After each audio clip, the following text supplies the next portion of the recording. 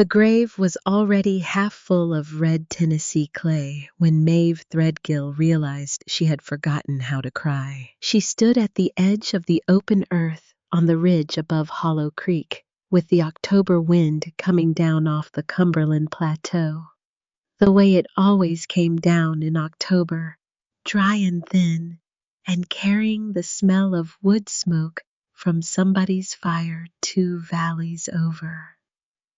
She wore the same black wool coat she had worn to her husband's funeral 19 years ago, and to her mother's funeral 31 years ago, and to her father's funeral 44 years ago. And the coat still fit her, the way certain things fit a woman when she has stopped growing in any direction the world can measure. The pastor was finishing the words. Maeve was not listening to them. She was looking at the white oak at the head of the cemetery, and remembering that her Uncle Silas had planted that tree the year she was born in 1953, and that he had told her once when she was 11 years old that the tree would outlive both of them by 200 years if nobody got foolish with a chainsaw. The tree was still there. Silas was in the box. The box was going into the ground, and Maeve Threadgill, 73 years old, the last of her line, save for the small pink-cheeked girl, holding her left hand, had not produced one tear since the call came on Tuesday morning. She did not know what that meant. She did not have time to think about what it meant. Wren tugged at her hand. "Grandma." "Yes, baby." "Is Uncle Silas cold?"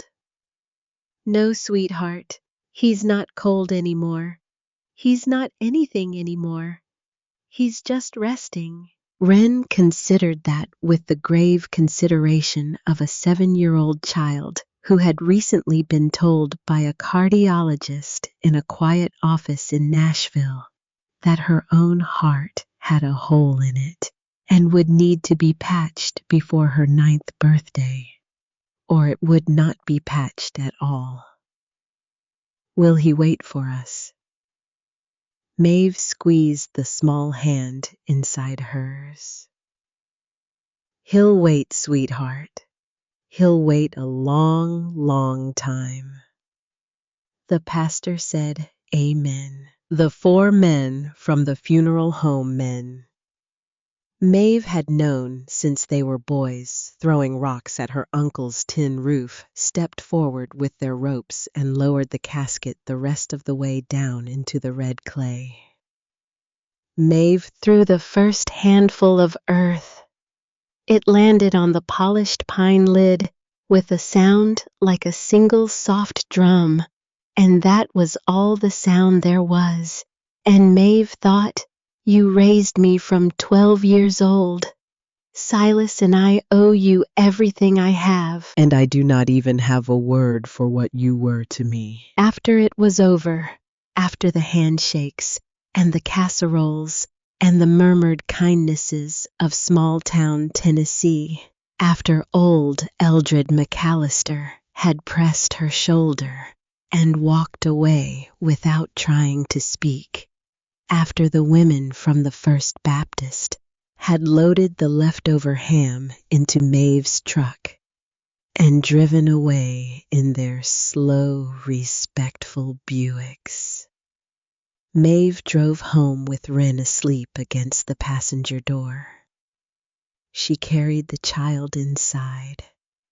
She laid her on the daybed in the front parlor. She covered her with the quilt her grandmother had pieced in 1936. Then she went out to the porch and sat down on the cedar bench her uncle had built in 1971, and she put her face in her hands, and she still did not cry. She sat that way for a long time. When she lifted her face, the light had gone amber, and the ridge above the house was beginning to turn the color of old copper. Maeve reached into the deep pocket of her wool coat, where she had put the small things from her uncle's pockets that the funeral home had given her in a plain manila envelope. A pocket knife with a bone handle worn smooth. A roll of green velvet ribbon she did not recognize. 72 cents in change. And a single brass key, dark with oxidation, attached to a folded slip of yellow paper. She unfolded the paper, her uncle's handwriting. Narrow, careful, slanted hard to the right, the way an engineer wrote in 1970. Belvedere, steel plate. Forgive me. Maeve sat on the porch with the paper in her hand and watched the amber light leave the ridge and become the color of a bruise, and then become dark. And she did not say anything out loud, and she did not move.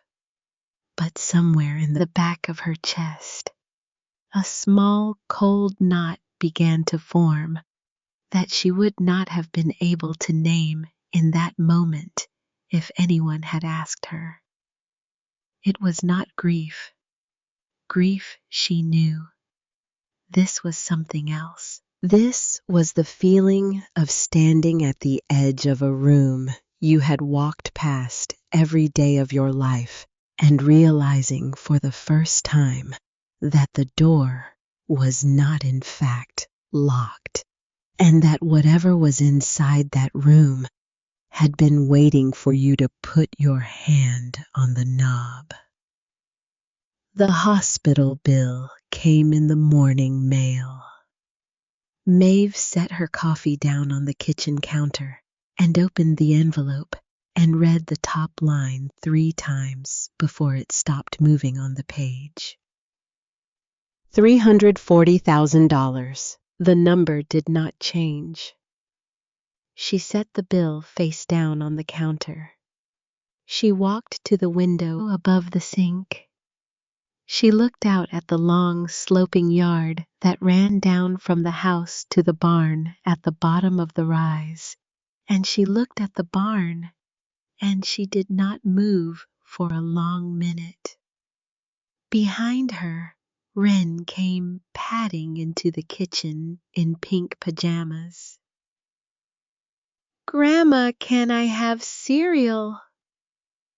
"Yes, baby, the kind with the blue box. Top shelf. Use the step stool." "Can I have 2 bowls?" "You can have whatever you want, sweetheart."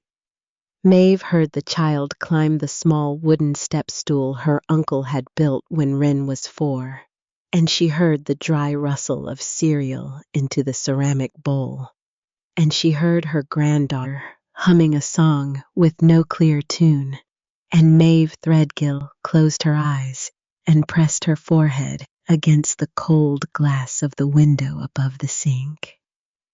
The bank had said no on Friday. The cardiac surgeon's office had explained very kindly that the hospital required a payment plan in place before the procedure could be scheduled, and that the procedure could not be delayed past the spring without an unacceptable increase in risk.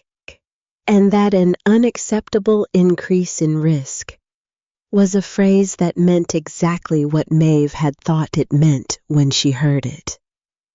She had $2,400 in checking. She had $11,000 in savings. She had a paid-off house and a paid-off truck and a barn full of tools that any reasonable man in the county would offer her $30,000 for, if she could bring herself to sell what was left of her uncle. She could not bring herself to sell what was left of her uncle. Maeve opened her eyes. She turned around. Wren was sitting at the kitchen table with a bowl of cereal the size of her own head, swinging her bare feet under the chair. watching her grandmother with the patient watchfulness of a child who has learned before she was old enough to know she was learning that the adults around her are sometimes carrying things they do not want her to see. Grandma, yes, sweetheart, you look funny. I'm just thinking about Uncle Silas.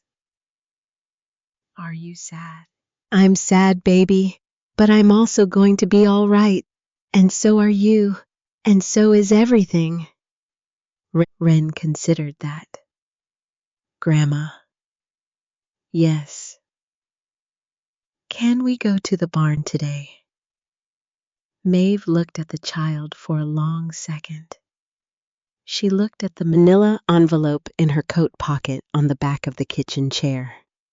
She thought about the brass key dark with oxidation, and the 3 words written in her uncle's careful, narrow, slanting hand on the folded yellow paper. Belvedere. Steel plate. Forgive me. Yes, sweetheart, Maeve said. We can go to the barn today. You finish your cereal. I am going to put on my work boots. The barn was the same. It was always the same. 47 years of the same. The big sliding door pulled back the same 6 feet. Her uncle had always pulled it back.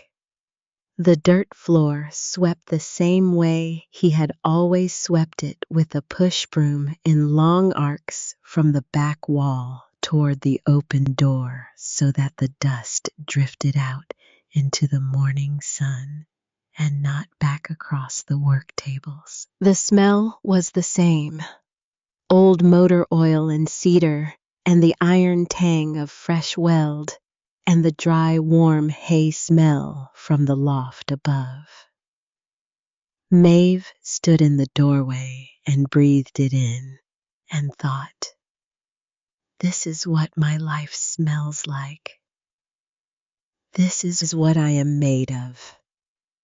In the center of the barn, on 4 bald tires that had not held air in 30 years, sat the 1958 Plymouth Belvedere. Sky blue factory, original, faded now to the color of a sky seen through dirty glass. Rusted along the rocker panels, rusted along the wheel wells, rusted in fact along every surface that a Tennessee winter could reach and find with its slow, patient teeth. But the body lines were still there underneath the rust, and the fins along the rear quarter panels still rose, the way Plymouth fins were meant to rise in the year 1958. And the chrome script along the front fender still spelled out the one word Maeve had been thinking about since 6 o'clock that morning: Belvedere.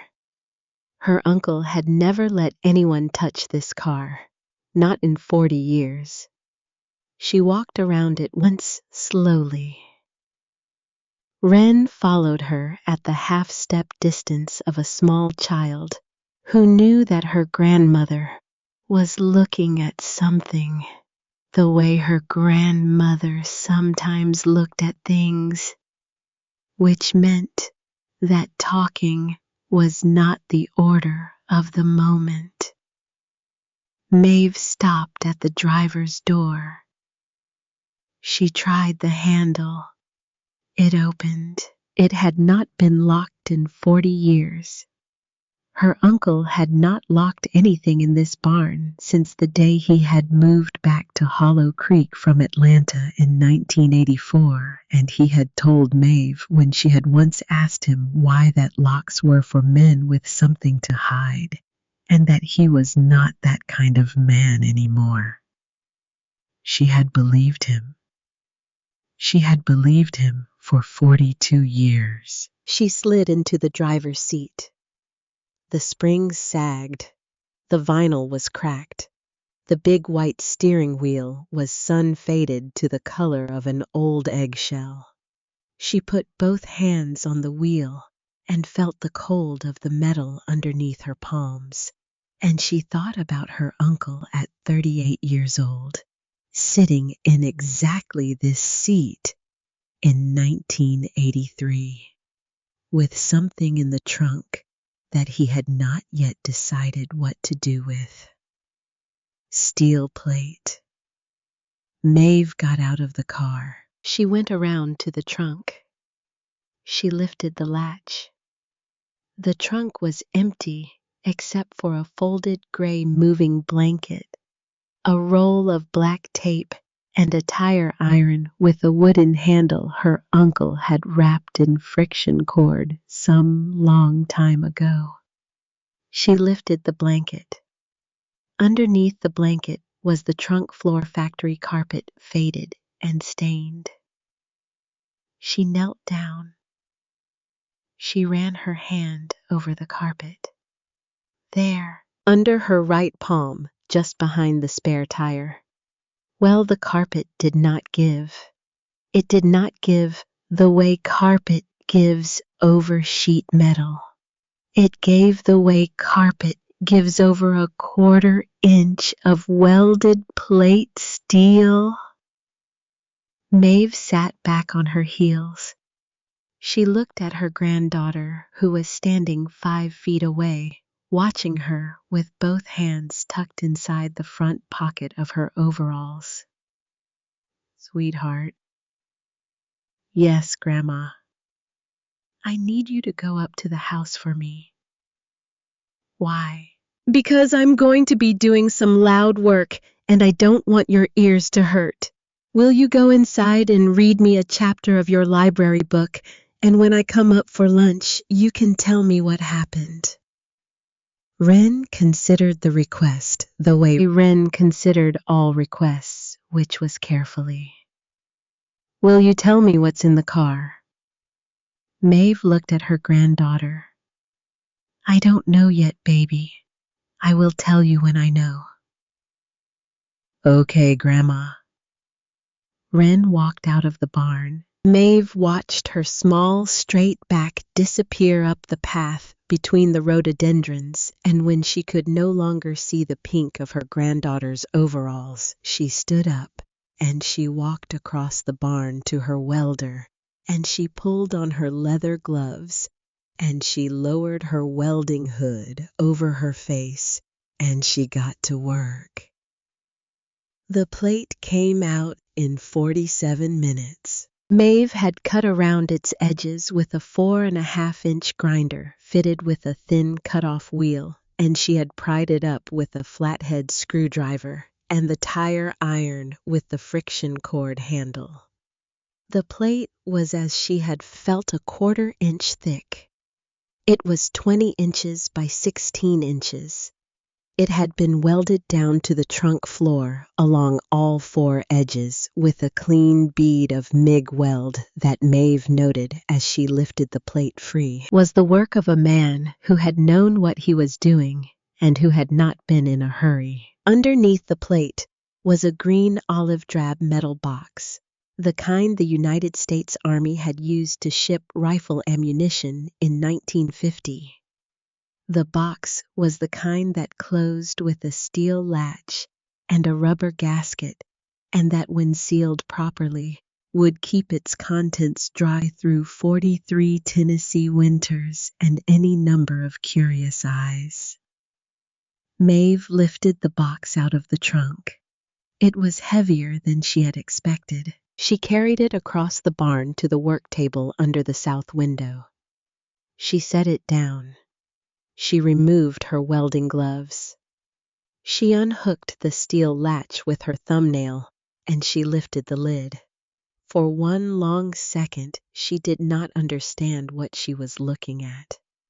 Then she did. Inside the olive drab metal box, arranged in tidy rows, were 9 small ingots of yellow metal, each about the size of a deck of cards.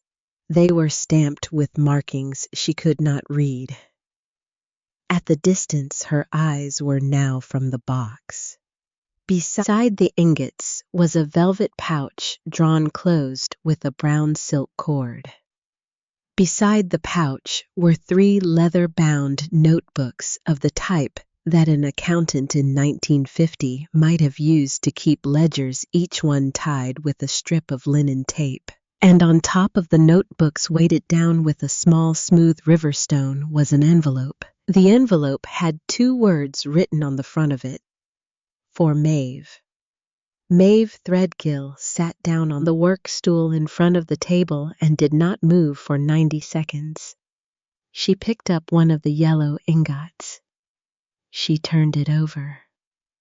The stamp on the back was a single word in the small, precise lettering of a European refinery.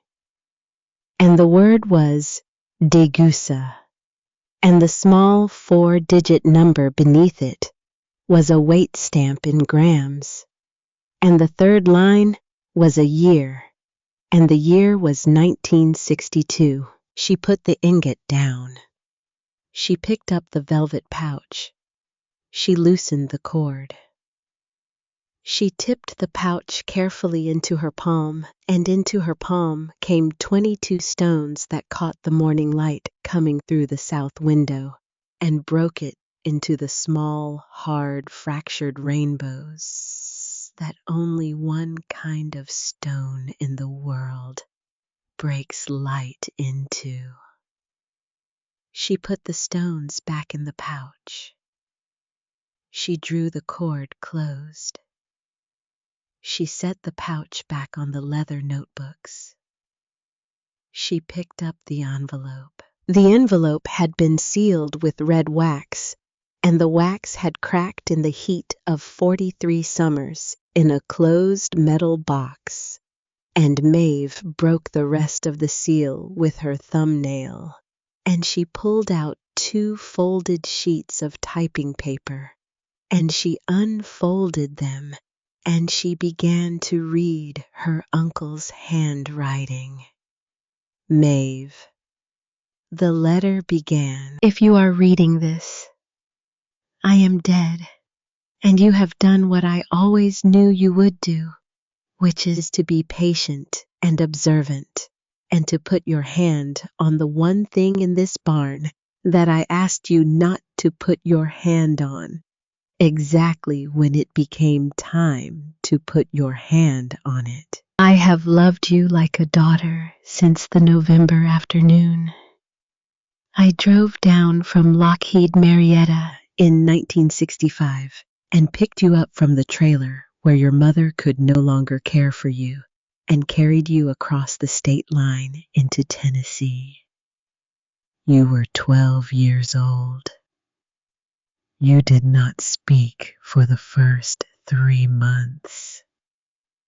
You have grown into the best welder I have ever trained, and the most stubborn human being I have ever known, and the only person I trust to read what follows." What follows is the truth.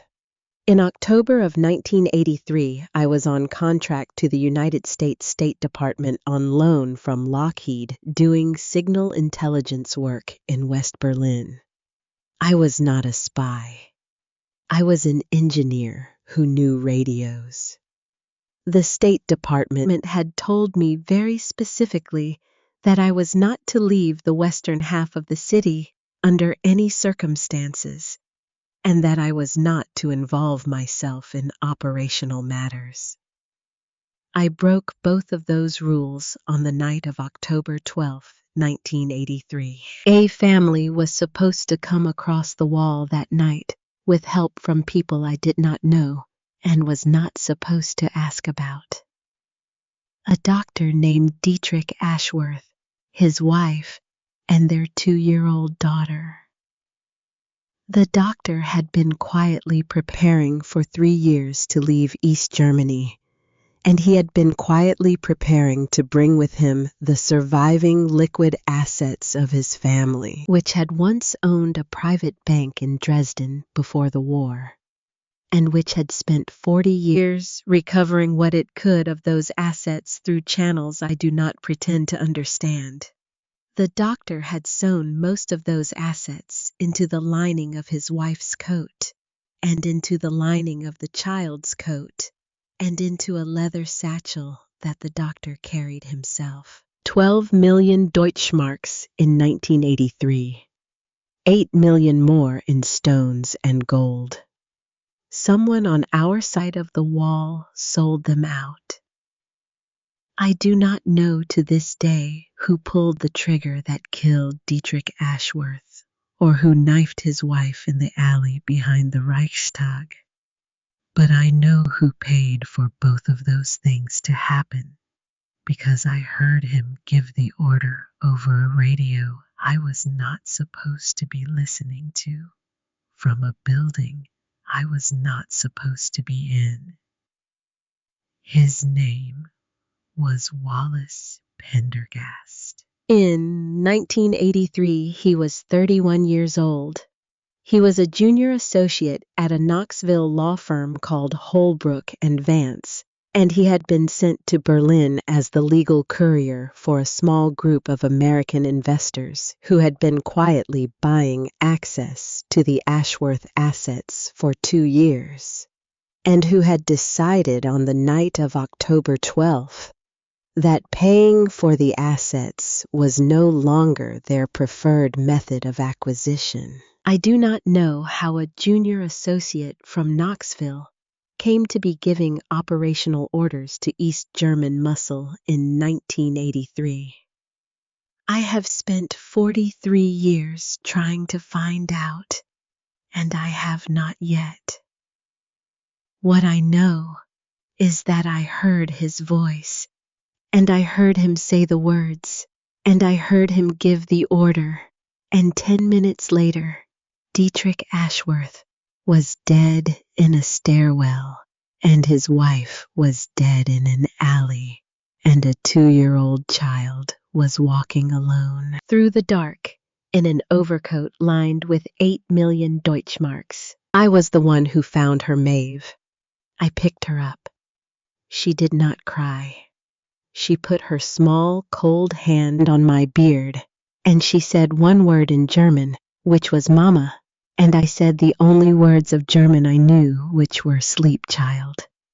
And I wrapped her inside my own coat, and I walked her across Checkpoint Charlie at 4 o'clock in the morning of October 13, 1983, with the help of a young cultural attaché named Ezra Bramwell, who is the only other living person who knows what I did that night. I gave her to an American family in Atlanta through Bramwell's network on October 17th. The family was good. They renamed her Greta. They were told the truth of who she was, and they swore to keep it from her until she was old enough to bear it. And they were told that someone would come for her one day to make certain she received what was hers. I am that someone. I have failed. I have failed Maeve because I never went to her.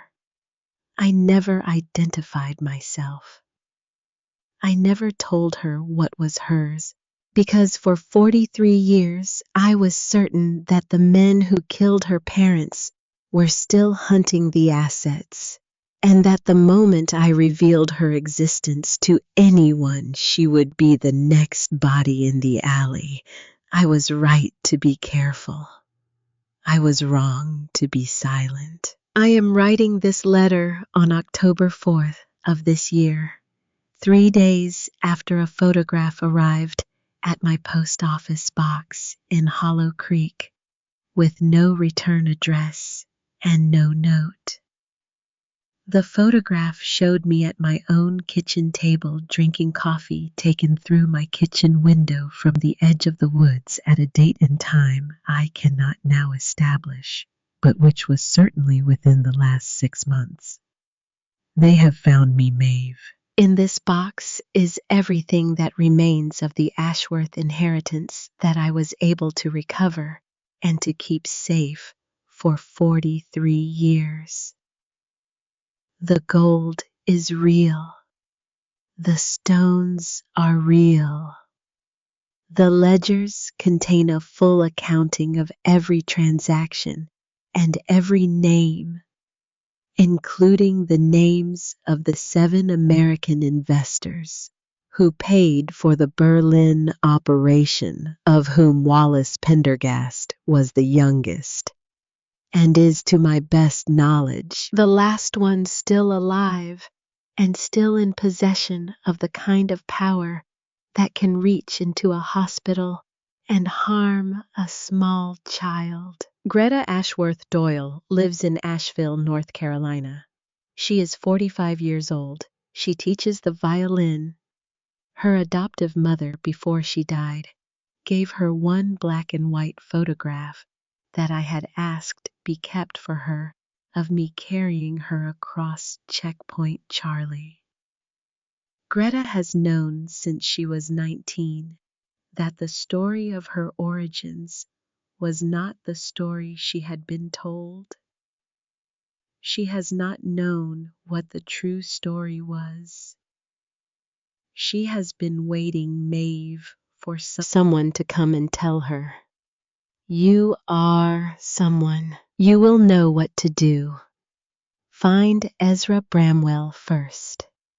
He lives in Oak Ridge on a small road called Hemlock Bend, at the top of a hill above the Clinch River. He will tell you what he can. Forgive me, Maeve. I loved you. Silas. Maeve Threadgill folded the letter. She put it back inside the envelope. She set the envelope back on top of the leather ledgers in the olive drab box. She closed the lid. She latched the lid. She put both hands flat on top of the box, and she lowered her forehead to the cool steel of the lid. And for the first time since the phone had rung in her kitchen on Tuesday morning, Maeve Threadgill cried. She cried for 90 seconds without sound, the way a woman who has welded metal for 50 years cries when she finally finds out what the metal was for. Then she stopped. She wiped her face with the back of her welding glove. She picked up the box and she carried it through the barn and up the path between the rhododendrons and into her kitchen, where her granddaughter was sitting at the table in pink pajamas, reading aloud in her high, clear 7-year-old voice the story of a small girl who had once been very brave. The drive to Oak Ridge took 2 hours and 17 minutes. Maeve made it on Wednesday morning after she had dropped Wren at the elementary school, after she had called Loretta Pace at the church and asked her quietly to pick the child up at 3 and keep her until evening. Loretta Pace had not asked why. Loretta Pace was 68 years old and a widow and Maeve's oldest friend in the world. And she had said yes the way she always said yes, which was without questions. The olive drab box was in the locked tool chest in the bed of the F-150 under a folded canvas tarp, under a stack of cedar planks Maeve had loaded over the top so that anyone looking into the truck bed at a gas station would see only a working woman's load of lumber and would look no further. She found Hemlock Bend at the top of a long, rising gravel road in the wooded country east of the Clinch River. The road ended at a small, white clapboard house with a green tin roof and a covered porch that wrapped around 2 sides. There was a woodpile neatly stacked against the eastern wall. There was an old gray Subaru in the gravel turnaround. There was a man on the porch. I was 75 years old. He was thin. He was tall, even sitting down in the way a man is tall when his height has been the first thing anyone has noticed about him since he was 12 years old. He had a beard neatly trimmed white. He had small, round, wire-rimmed glasses. He wore a brown corduroy jacket over a flannel shirt, and he was holding a coffee mug in both hands as if to warm them, and he watched Maeve climb out of her truck with an expression she could not yet read. Maeve walked up the gravel path. She stopped at the bottom of the porch steps. She did not say anything at first because she had not, on the drive up, figured out what to say. The man on the porch set down his coffee mug. "You must be Maeve," he said. His voice was quiet, careful, with the trace of an accent she could not quite place, which might have been original to the eastern shore of Maryland, but which had passed through a lot of other places before it settled where it had settled. "How do you know my name?" "Because you have your uncle's mouth," he said, "and because I have been expecting you for 2 weeks." Maeve looked at him. "He told you I was coming." "He told me 10 years ago that one day you would come if certain things happened. I read about him in the Knoxville paper on the 7th of October. I have been sitting on this porch every morning since waiting." Maeve climbed the porch steps. Ezra Bramwell gestured to the rocking chair beside his own. She sat down. He did not offer her coffee. He did not make small talk. He let the silence sit between them on the porch for a long minute while the wind came up off the Clinch River and moved the dry October leaves around in the gravel turnaround below the house. Then he turned his head and he looked at her with eyes that were the pale, washed-out gray of a man who had once seen a thing in the city of Berlin that he had not forgotten in 43 years. "How much did he tell you in the letter?" Ezra Bramwell said. "He told me a name." "Whose name?" "Wallace Pendergast." Ezra Bramwell closed his eyes. He kept them closed for a long second. Then he opened them and he picked up his coffee mug and he took a slow sip and he set the mug down again and he said, "Then I will tell you the rest." He told her the rest. He told her about a divided city in the autumn of 1983 and about a young surgeon named Dietrich Ashworth who had been quietly bribing border guards for 2 years, and about a wife named Annalise who had been a concert pianist before the war ended her career, and about a 2-year-old girl with very dark hair named Margaret. He told her about a splinter group of 7 American investors who had been buying influence inside East Berlin for the better part of a decade, and who had identified in the Ashworth family an opportunity to take rather than to purchase.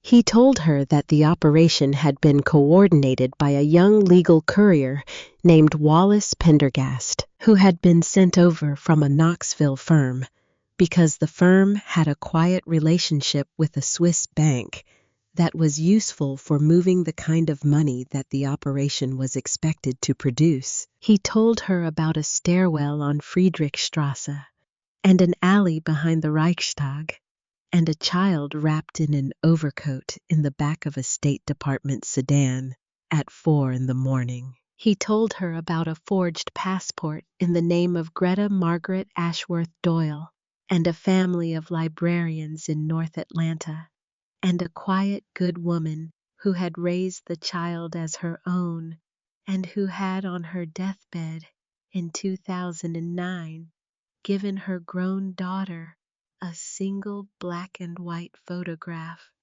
and told her the rest of the truth.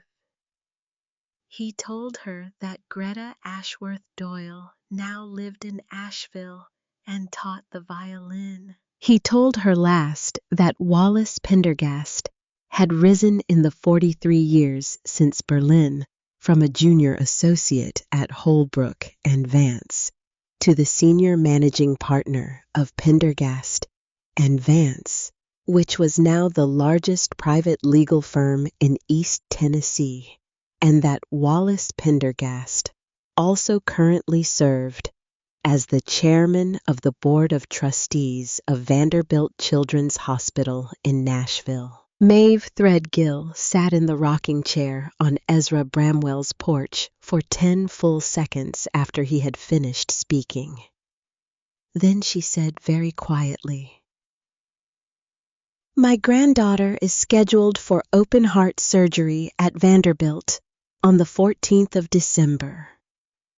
Ezra Bramwell turned his face toward her. He did not blink. "Mrs. Threadgill," he said, "your uncle did not know that." "I know. You will need to move very quickly." "I know that too." She drove home at dusk. The Cumberland Plateau was the color of old wine where the sun touched it. The light came in low through the western windows of the truck cab and made everything inside the cab the color of held breath. Maeve drove at the speed limit. She watched the mirrors. The olive drab box was still in the locked tool chest in the bed of the truck under the tarp under the cedar planks. And she did not stop for gas, and she did not stop for coffee, and she did not stop for any reason at all until she pulled into the gravel drive of her own house at 6:47 in the evening. Loretta Pace's car was in the drive. The kitchen lights were on. Wren came out onto the porch in her pink overalls and waved at the truck with both arms, the way a 7-year-old waves when she has spent the afternoon coloring at someone else's kitchen table and is happy to be home. Maeve waved back. She got out of the truck. She walked toward the porch. She had taken 7 steps when the headlights came up the road behind her. She turned around. A black SUV, late model, tinted windows. The kind of vehicle nobody in Hollow Creek owned, and nobody from Hollow Creek had ever driven slowed at her mailbox. It turned into her drive. It rolled past her truck slowly, and it stopped beside her, and the driver's window came down. The man inside was 74 years old. He had the kind of clean, handsome, aging face that men who had spent their lives in courtrooms grew into around their 60th birthdays. He had silver hair, expensively cut. He wore a camel hair overcoat over a charcoal suit. His hands were on the wheel at 10 and 2. He smiled at Maeve Threadgill the way a man smiles when he has been smiling that exact smile for 45 years and has yet to encounter the situation in which it did not produce the result he was looking for. "Mrs. Threadgill," he said. His voice was low, warm, educated. "I do believe we have not met. My name is Wallace Pendergast. I was a friend of your late uncle's many years ago, back when we both lived briefly in the same city overseas. I have come tonight to offer my condolences and to offer, if you will permit me, a small piece of business that I believe will be of great help to you and to your remarkable granddaughter." Maeve Threadgill did not move. She did not blink. Behind her on the porch, her 7-year-old granddaughter was waving with both hands in the warm yellow light of the open kitchen door, and inside the locked tool chest in the bed of the F-150. 6 feet to Maeve's left sat the entire surviving inheritance of the family. This man had ordered murdered in the autumn of 1983. Maeve took one slow breath. She smiled the small, careful smile of a woman who had welded steel for 50 years and who knew exactly the temperature at which a thing began to bend. "Mr. Pendergast," she said, "please come up to the porch. I'll put on the coffee."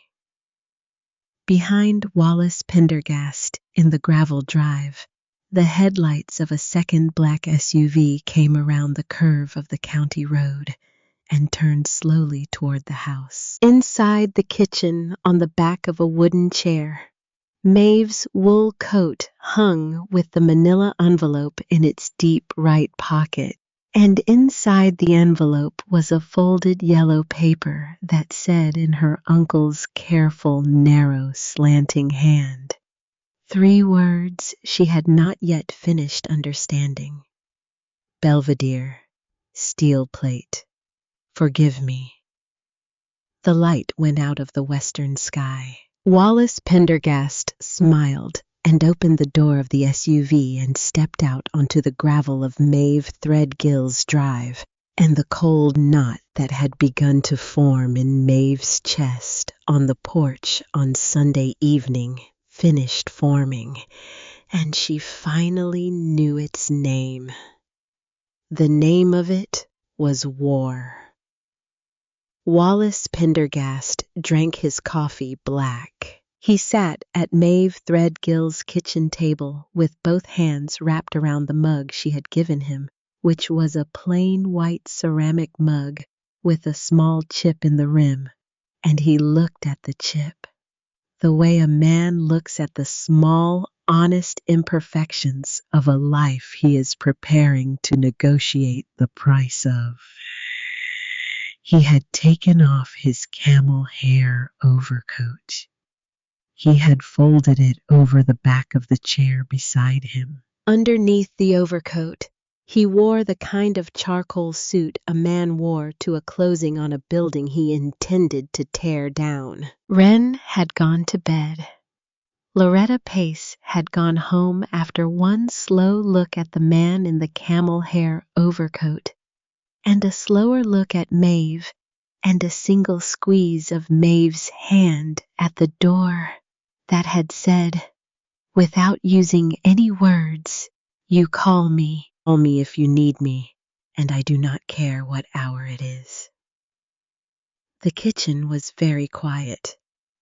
The clock above the refrigerator said 8:41 in the evening. Outside the kitchen window, the second black SUV had pulled in behind the first, and 4 men in dark clothing had gotten out, and they had positioned themselves at the corners of the property in the unhurried way of men who had been paid not to hurry, and they had not come up to the porch. "This is excellent coffee," Wallace Pendergast said. "It's grocery store coffee. It is the way you have made it that I am praising, Mrs. Threadgill. The technique, the patience." "Mr. Pendergast." "Yes? Why don't you say what you have come here to say?" Wallace Pendergast set his coffee down. He smiled. It was the smile Maeve had seen in the gravel drive in the headlights of his SUV, the same smile, and she understood now that the smile was not a smile. The smile was a tool. It was the way a man like Wallace Pendergast picked up a room and turned it in his hand to see if there were any seams in it he could work a knife into. Your uncle, God rest him, was a man I respected greatly, he said. We were associates many years ago in a brief, complicated period of both our lives. He kept certain items for me as a personal favor after our paths diverged. Those items have regrettably considerable sentimental value to me and to certain associates of mine. I have come to retrieve them. What items? A small green metal box, of the kind the army used to use for ammunition. Your uncle would have kept it somewhere unusual. He had a fondness for unusual hiding places. And what would you give me for it?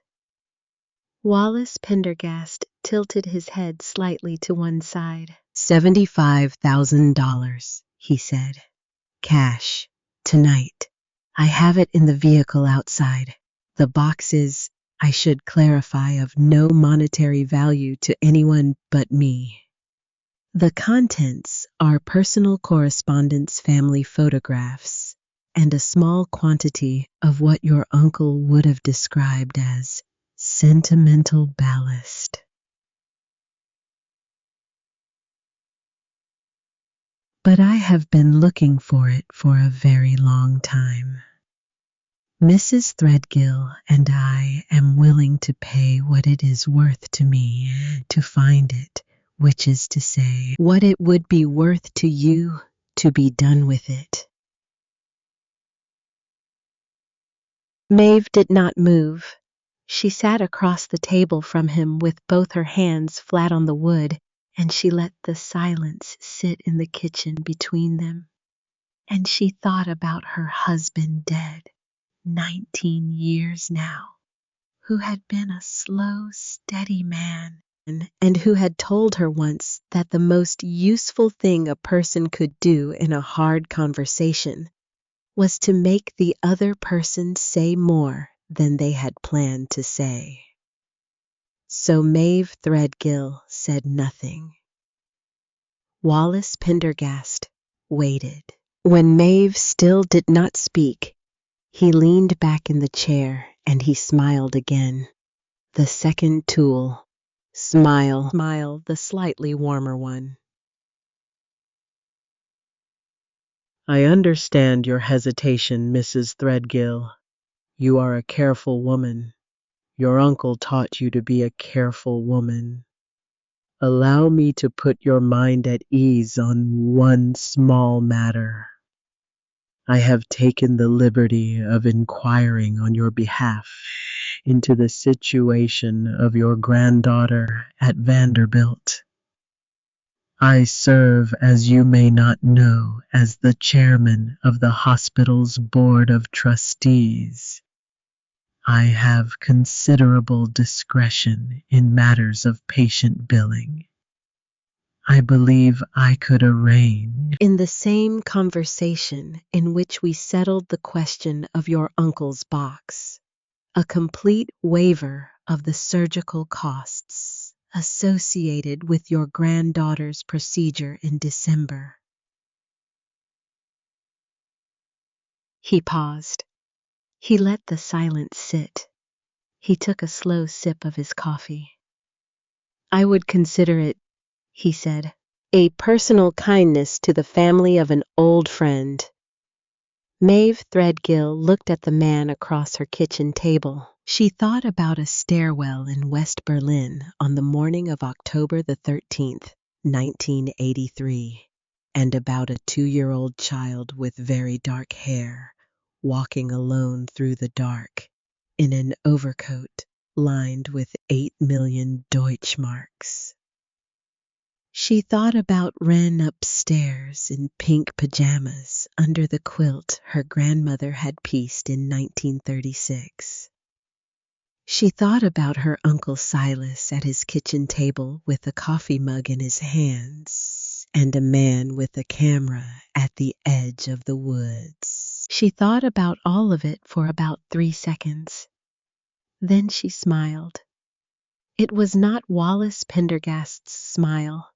It was a threadgill smile, narrow and slow and made of 47 years of welding steel, and she said very quietly, "Mr. Pendergast, I appreciate the offer. I am going to need a little time to look for what you're describing. My uncle was a man of unusual hiding places, as you say. I will call you on Friday." Wallace Pendergast watched her face for one full second. He found whatever he was looking for in it because he nodded once, and he stood up, and he picked up his camel hair overcoat, and he folded it carefully over his arm. "Friday," he said. "Friday. It would be a courtesy, Mrs. Threadgill, if I did not have to call you first." "You won't." He looked at her one more time. Then he walked to the front door of her kitchen, and he opened it, and he stepped out onto the porch, and he walked down the steps and across the gravel drive to the SUV. The four men at the corners of the property fell in behind him without a word. The doors of the SUVs closed in soft, expensive thumps. The headlights came on. The vehicles turned around in the gravel and rolled back down the county road in the direction of Knoxville, and Maeve stood at her kitchen window and watched the taillights until they were the size of two red embers, and then until they were nothing at all. She did not move for a long minute after they were gone. Then she walked to the back of her kitchen chair. She lifted her wool coat off it. She put it on. She took the manila envelope out of the deep right pocket, and she sat back down at the kitchen table, and she opened the envelope, and she pulled out the first of the 3 leather-bound ledgers her uncle had left her in the olive-drab metal box. She had brought it into the house with the velvet pouch and one of the gold ingots while Pendergast was on his way up the road. The rest of the box was now under the bathtub, in the upstairs bathroom behind the cedar panel her husband had built in 1991 to hide the access pipes. Nobody on earth knew that panel was a panel except Maeve. She opened the first ledger. She turned to the last page that had any writing on it. Her uncle's narrow, slanting hand. Dated October 2nd, 2026. 3 days before the photograph had come in the mail. 5 days before he had died. Child survived. New name, Greta Ashworth Doyle. Asheville, NC. Walnut Avenue, 2nd floor above the music shop. Teaches violin. Has known since 2009. Do not contact unless I am dead, and she is the last hope. Beneath the entry, in slightly smaller writing, an address. Maeve closed the ledger. She closed her eyes. She opened them. She walked to the hall closet, and she pulled down the duffel bag her husband had used to carry his welding helmet to job sites in the 1990s, and she packed it. 2 changes of clothes, a toothbrush, the brass key, the ledger, the pouch of stones, one of the gold ingots wrapped in a kitchen towel. She left the rest of the box where it was. She walked upstairs in her stocking feet. She stood in the doorway of Wren's room, and she watched her granddaughter sleep for 90 seconds. Then she went back downstairs, and she called Loretta Pace, and Loretta Pace answered on the first ring. "I need you to take her tonight," Maeve said. "I'll be there in 12 minutes. "Loretta? What?" "If anything happens to me, you take her to Knoxville. You take her to Imogen Sterrett's office on Gay Street. third floor, the renovated tobacco warehouse. Sterrett, with 2 T's. You tell her you are bringing the child Maeve Threadgill spoke about. Do you understand? A pause. Maeve, yes. What in God's name have you got into? Something my uncle started a long time ago. I am going to finish it. 12 minutes. She hung up. Loretta Pace's car came up the gravel drive 11 minutes later. Maeve carried Wren out wrapped in the quilt. The child stirred and murmured and put her small warm hand on Maeve's cheek, the way she always did when she was half asleep. And Maeve held her face against the soft, warm child for one long second. And then she put her granddaughter in the back seat of Loretta Pace's old Buick, and she fastened the seat belt, and she closed the door. And she did not look back as Loretta pulled out of the drive and turned south on the county road. She went back inside. She locked the front door. She took her uncle's deer rifle down from the rack above the fireplace, and she loaded it, and she put it back on the rack with the safety on, and she set the box of cartridges on the mantel. Then she got into the F-150, and she drove east into the dark toward Asheville. She crossed the North Carolina line at 3:47 in the morning. Asheville came up out of the dark in a low spread of yellow lights along the French Broad River, and Maeve drove the slow-rolling grade down into the city with the windows of the F-150 cracked an inch on each side, because she had stopped only once for coffee in the last 200 miles, and she did not trust her own eyes to stay open without the cold air on her face. She had not slept since Tuesday. She had not eaten since lunch.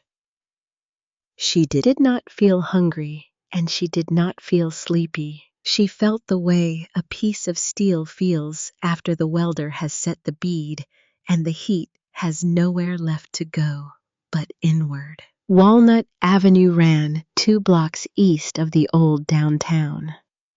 The music shop was on the corner. The second-floor windows above it were dark. There was a black wrought iron stair on the side of the building that climbed to a small landing and a single dark blue door with a brass number 5 on it. Maeve parked her truck across the street in the empty lot beside a closed bakery, and she sat for 10 minutes and watched the street. Nobody came.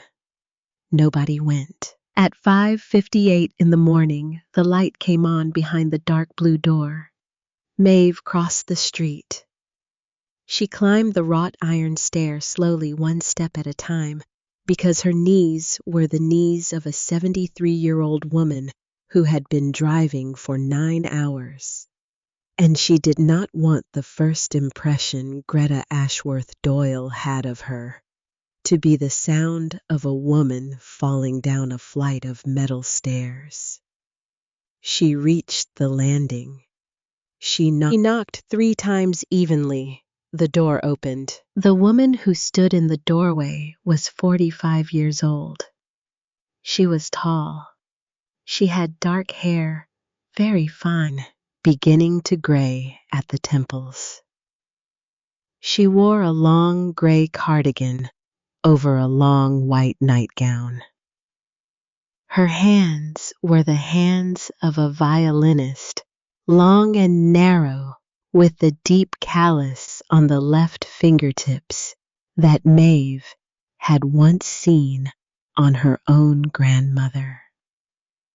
The woman's face was perfectly composed, the composed face of a person who had been expecting a knock for a long time, without knowing what the knock would be about. She looked at Maeve.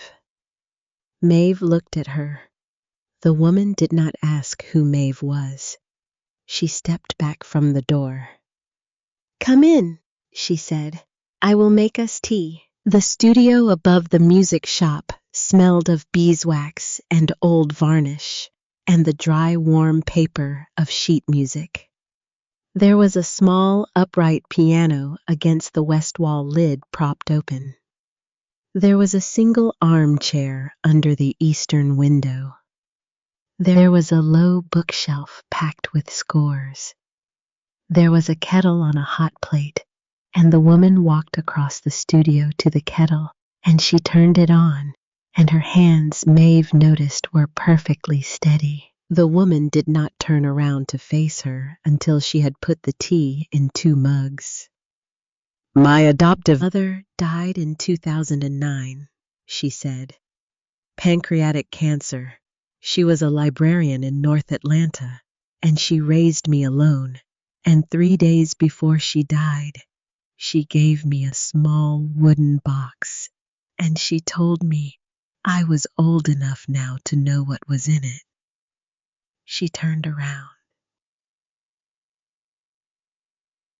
"I have known since I was 19 years old, Mrs. Threadgill, that the story I had been told about my parents was not the story of my parents. I have not known what the true story was. I have been waiting 26 years for someone to come and tell me. Please, sit down." Maeve sat down on the armchair under the eastern window. Greta sat in a wooden chair across from her, with both hands wrapped around her own mug of tea. The morning light had begun to come through the eastern window. It laid a thin gold line across the floor between them. Maeve told her. She told it the way her uncle had written it. The autumn of 1983. A surgeon named Dietrich Ashworth and his wife Annalise and a 2-year-old daughter named Margaret. A splinter group of 7 American investors and a young legal courier from Knoxville named Wallace Pendergast. A stairwell on Friedrichstrasse. An alley behind the Reichstag. A child wrapped in an overcoat in the back of a State Department sedan at 4 in the morning. A young cultural attaché named Ezra Bramwell, who had been called at home in the middle of the night and had agreed on no notice to make a passport and a name and a family appear inside 48 hours. Greta listened. She did not interrupt. She did not weep. When Maeve finished, Greta Ashworth Doyle sat very still for a long minute with her hands wrapped around the cooling mug of tea. And then she stood up and she walked across the studio to the bookshelf, and she pulled out a small wooden box from the back of the lowest shelf. She brought the box back. She set it on the small table between them. She opened it. She lifted out a single photograph, black and white, very small. She turned it over and held it out. Maeve took it. The photograph showed a man in a heavy dark overcoat, mid-30s, dark hair, narrow face, holding a small bundle wrapped against the cold. The man was not looking at the camera. He was looking down at the bundle. Even at 43 years remove, Maeve knew the jaw. She knew the line of the eyebrow. She knew the careful, narrow set of the mouth that had said, on a porch on the Cumberland Plateau in the autumn of 1990, "You are going to be a welder, Maeve, because welding is the closest thing in this world to making something out of nothing." It was her uncle. The bundle in his arms was Greta. Maeve handed the photograph back. she said very quietly. He never came for you. I understand why. He was afraid for you. I know. Greta put the photograph back in the box. She closed the lid. She did not put the box back on the shelf.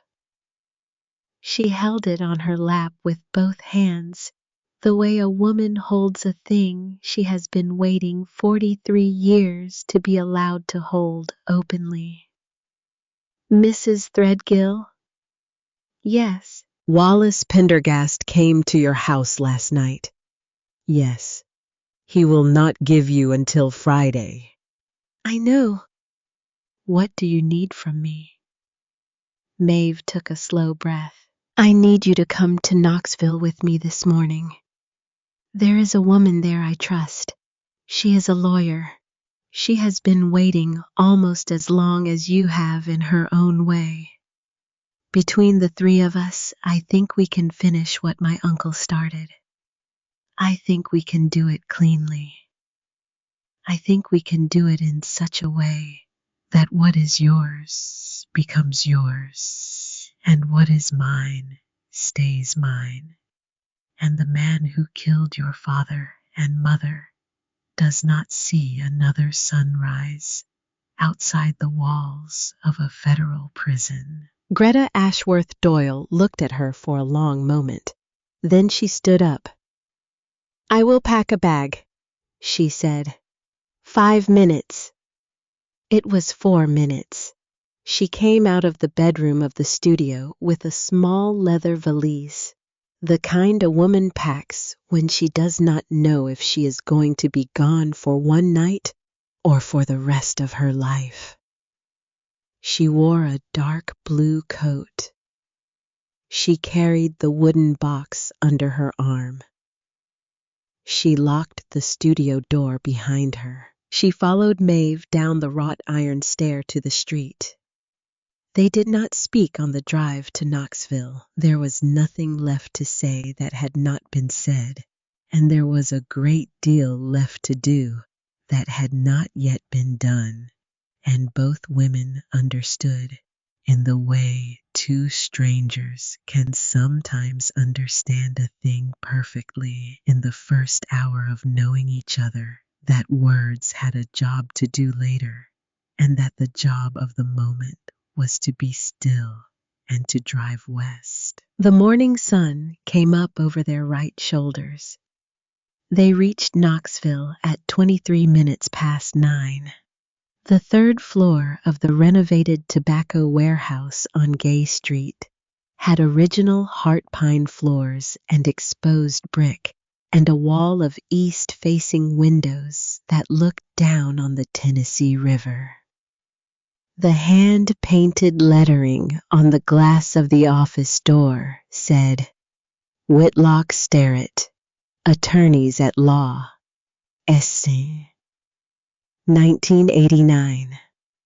The woman who opened the door was 68 years old. She was 5 feet 2 inches tall in low heels. She was white-haired in the careful, expensive way of a woman who had stopped coloring it at 55 and had never regretted the choice. She had pale blue eyes and a face that had once been beautiful and was now the next thing, which was used in the way a good knife handle is used. She wore a charcoal pantsuit and a single strand of small pearls. She looked at Maeve. She looked at Greta. She looked at Maeve again. Maeve Threadgill, she said, I have not laid eyes on you in 11 years.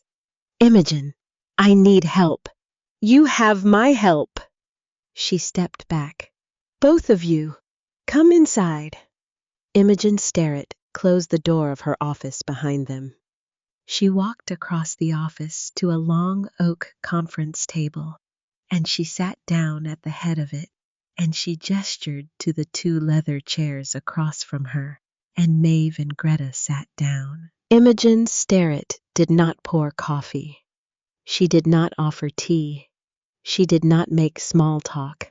She took out a yellow legal pad, and she uncapped a black fountain pen, and she said, "Begin." Maeve began. She told the second version of the story, the shorter one.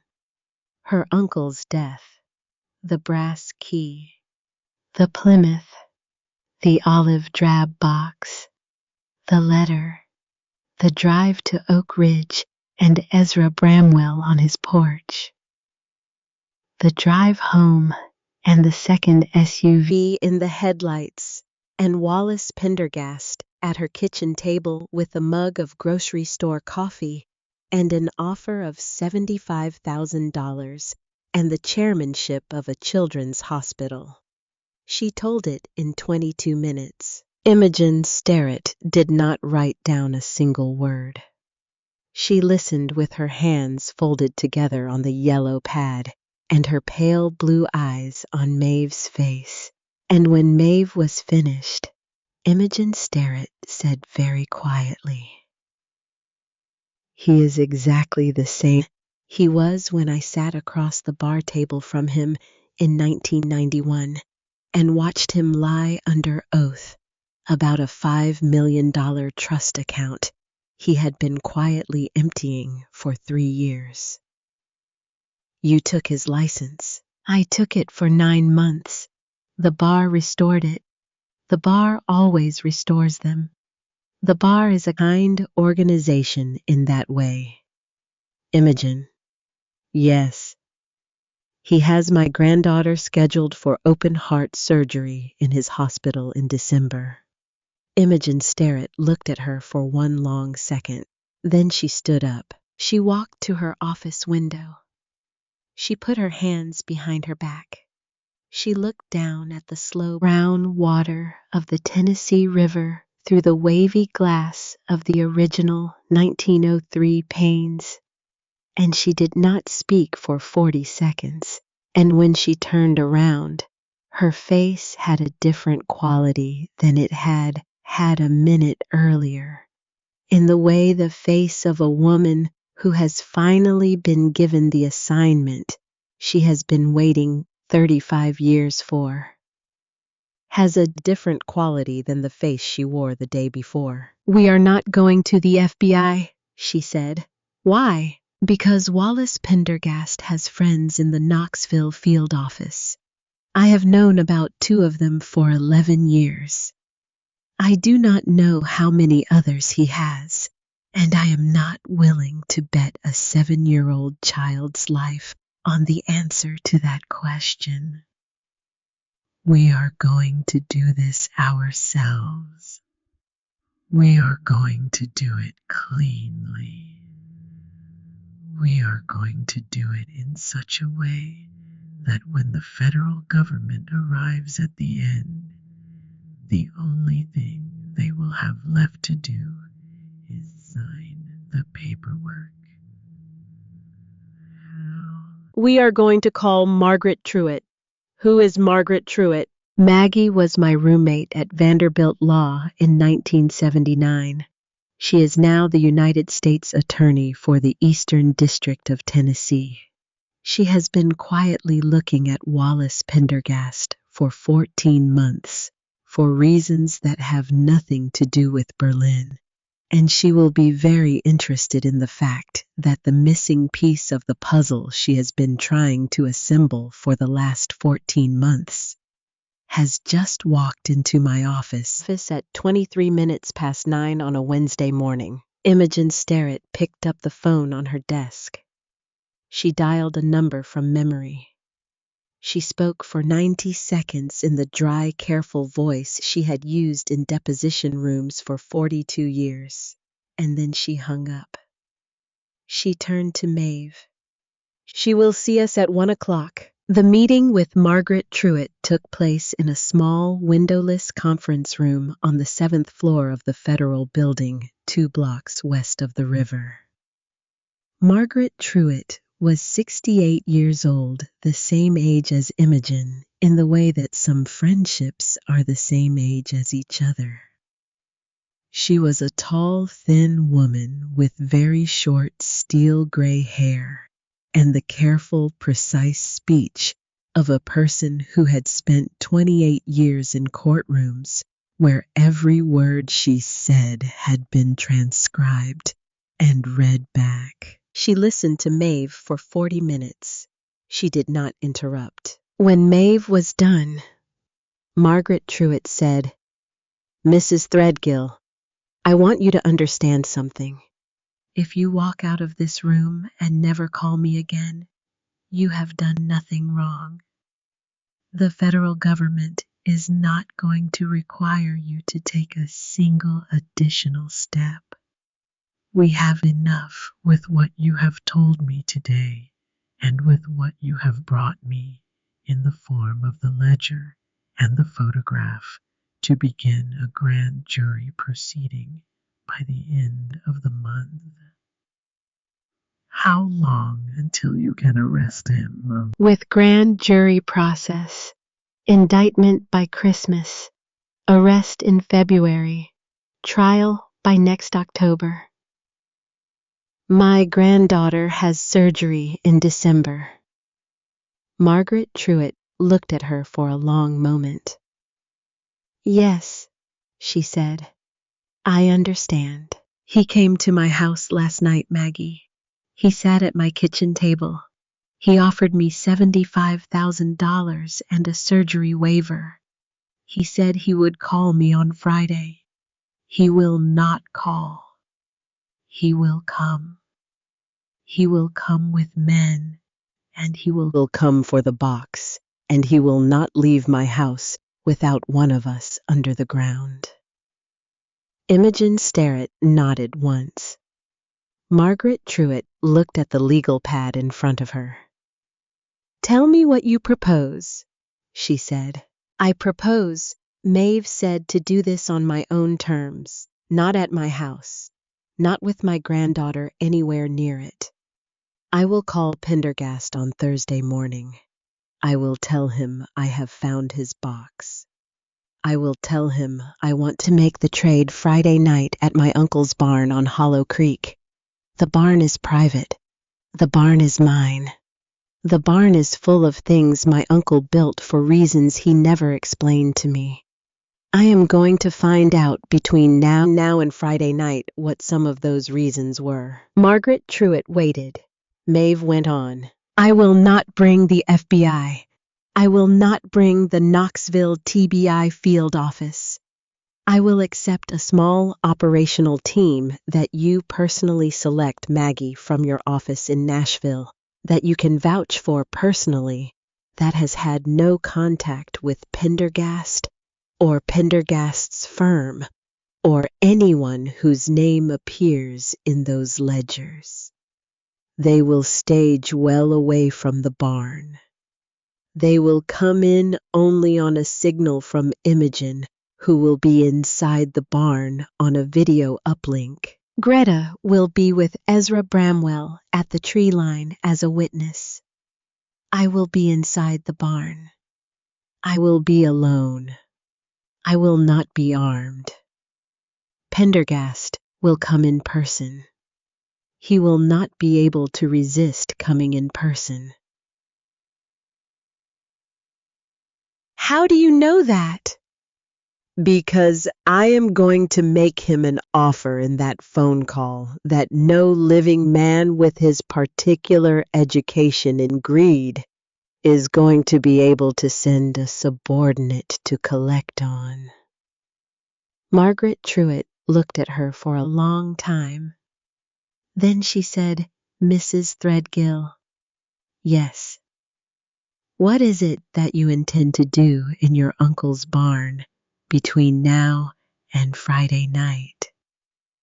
Maeve folded her hands on the table. I am going to remember a summer, she said. I am going to remember a summer when I was 16 years old, and my Uncle Silas had me up in the loft of that barn every Saturday for 3 months, helping him rig a system of pulleys to lift engine blocks down from the loft floor. I did not understand at the time why a man who only ever lifted one engine block a year needed a pulley system that could drop 400 pounds of steel through the air on a single trigger. I think I understand now. She turned to Imogen Sterrett.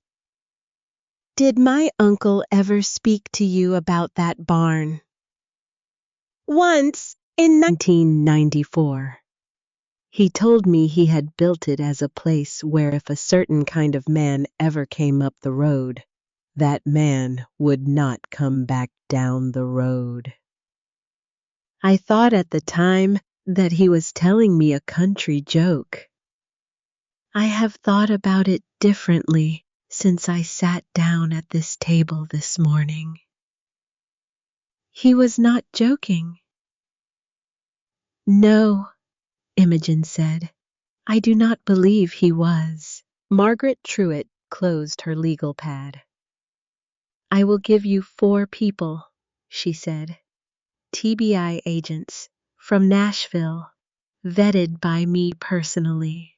I will hold them 90 minutes north of Hollow Creek on Friday night in 2 unmarked vehicles on a single radio channel.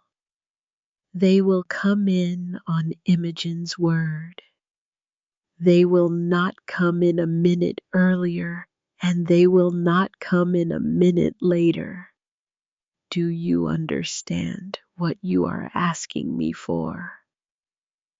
I understand. You will be alone in the barn with Wallace Pendergast and whatever men he brings for at least the first 10 to 15 minutes of the encounter. There will be no police in that building. There will be no federal officer in that building. There will be no badge of any kind in that building until those men come down out of the trees. Do you understand? I understand. There is one other thing. What? I have not told you yet who Wallace Pendergast hired to do the actual work in Berlin in 1983, because I did not know until 90 seconds ago that you and I were going to be in the same room having this conversation. Margaret Truitt opened her briefcase. She took out a single black and white photograph, 8 inches by 10, slightly grainy, the kind of photograph that came out of a surveillance file from a long way back. She slid it across the table to Maeve. The man in the photograph was somewhere in his mid-30s. He was bald in the clean, particular way of a man who shaved his own head every morning. He had a long, narrow face and pale eyes and the kind of mouth that did not need to smile in order to communicate exactly what it intended. His name then was Klaus Vossler, Margaret Truitt said.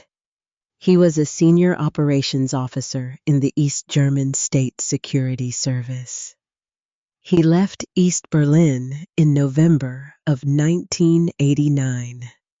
3 days after the wall came down in a car he had stolen from a senior party official. He spent the next 18 years in private security work in South America and the Middle East. He is now 74 years old. He is an American citizen by means I have not yet untangled. He lives in Atlanta in a gated community under the name Carl Vance. He flew to Knoxville on Monday morning. He has not flown back. Maeve looked at the photograph for a long time.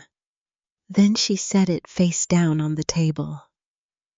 He is coming to the barn on Friday. He is coming to the barn on Friday. With Pendergast. With Pendergast.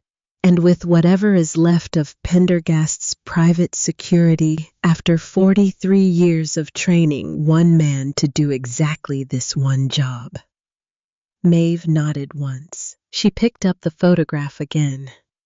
She looked at the face of the man who on a night in October of 1983 had stood in a stairwell on Friedrichstrasse and had cut Anneliese Ashworth's husband's throat and had then walked the 400 yards to an alley behind the Reichstag and had finished the wife and would have finished the child if Silas Threadgill had not come around the corner of that alley 1 minute earlier with a radio in his hand he had not been supposed to be carrying. Maeve folded the photograph in half.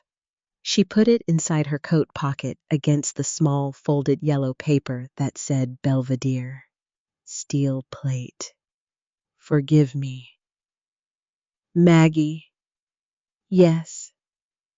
Friday night, 8 o'clock. The barn at Hollow Creek.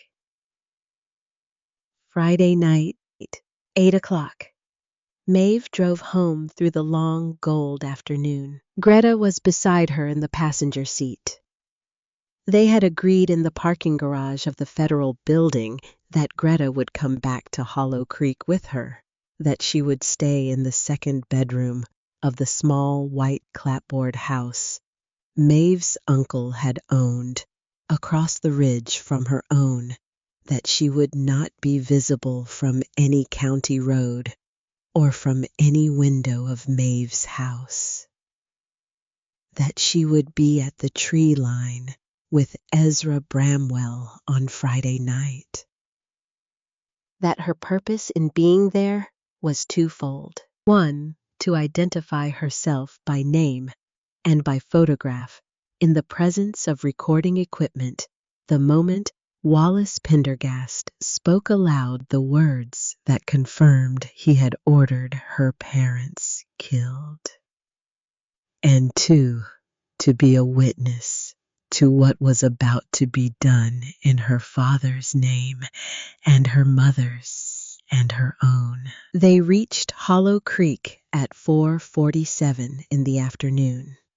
Maeve dropped Greta at her uncle's old house on the ridge. She showed her the woodpile. She showed her the well. She gave her a key. She did not stay. She drove the F-150 down the long sloping yard to the barn. The barn was the same. It was always the same. She slid back the big door. She walked inside. She stood in the dirt floor in the warm October dust of the late afternoon, and she looked up at the loft, and she thought about a 16-year-old girl with her uncle's enormous leather gloves on her small hands, and a welding hood lowered over her face, and a voice in her ear that had said, "Men build airplanes, Maeve, but women like you are going to build whole worlds of your own." She walked across the dirt floor to the wooden ladder. She climbed it. The loft was lower ceilinged than she remembered, the way every space from childhood is lower ceilinged than you remembered.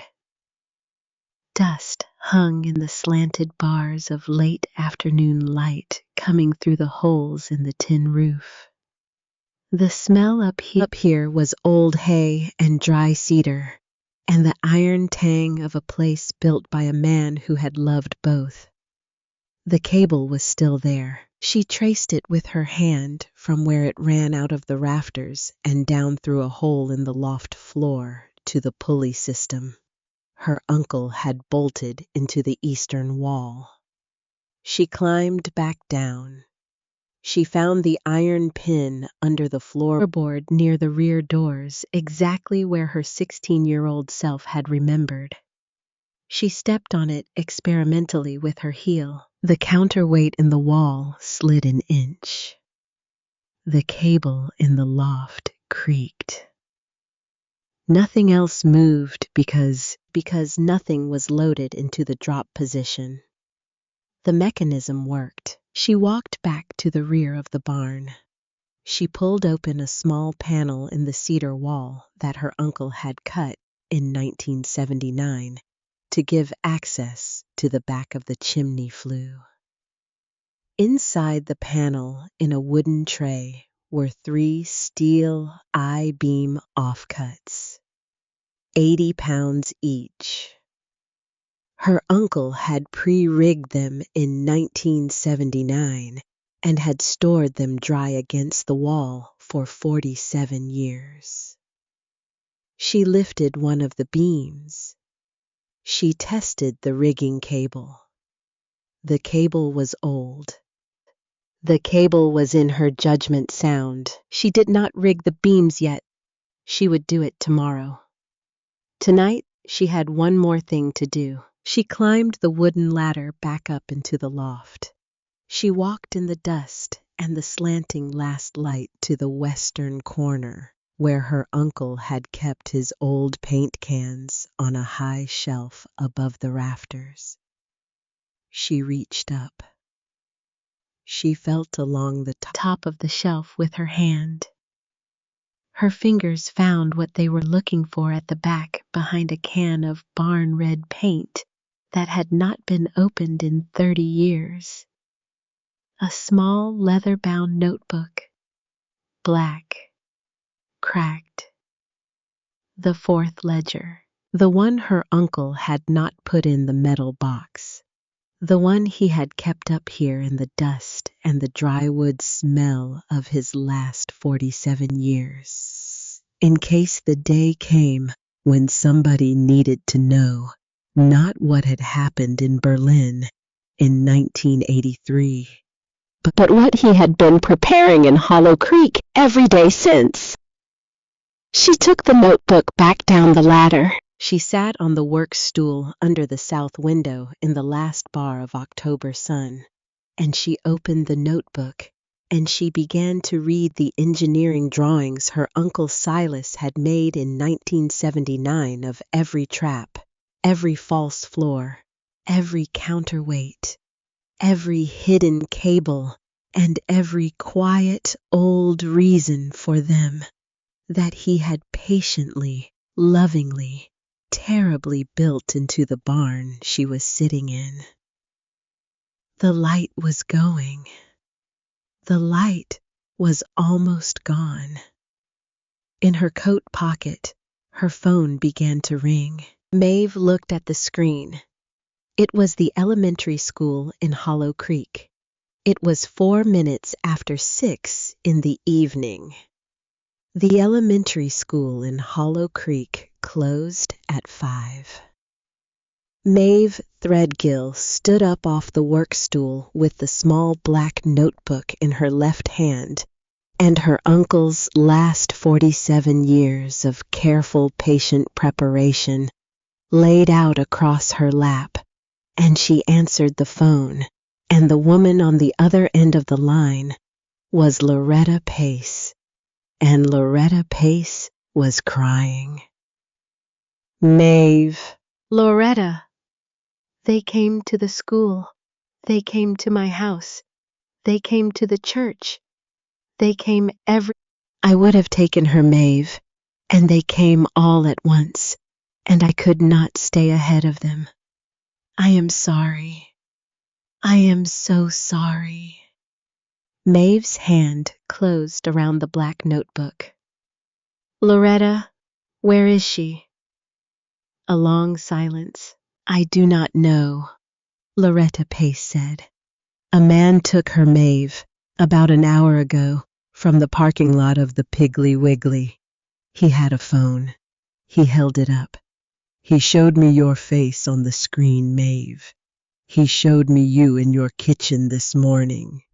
He said if I made a single sound or called a single person, he would make sure you were the next photograph. I am so sorry. I am so sorry. I am calling you from a payphone outside of Crossville. Maeve stood in the empty barn in the last dying light of an October Wednesday, with the small black engineering notebook in her hand, and she did not say anything for 10 seconds, and then she said in a voice that was perfectly level, "Loretta, listen to me. You are not at fault. You did the only thing you could have done. I need you to drive to Imogen Sterrett's office in Knoxville right now.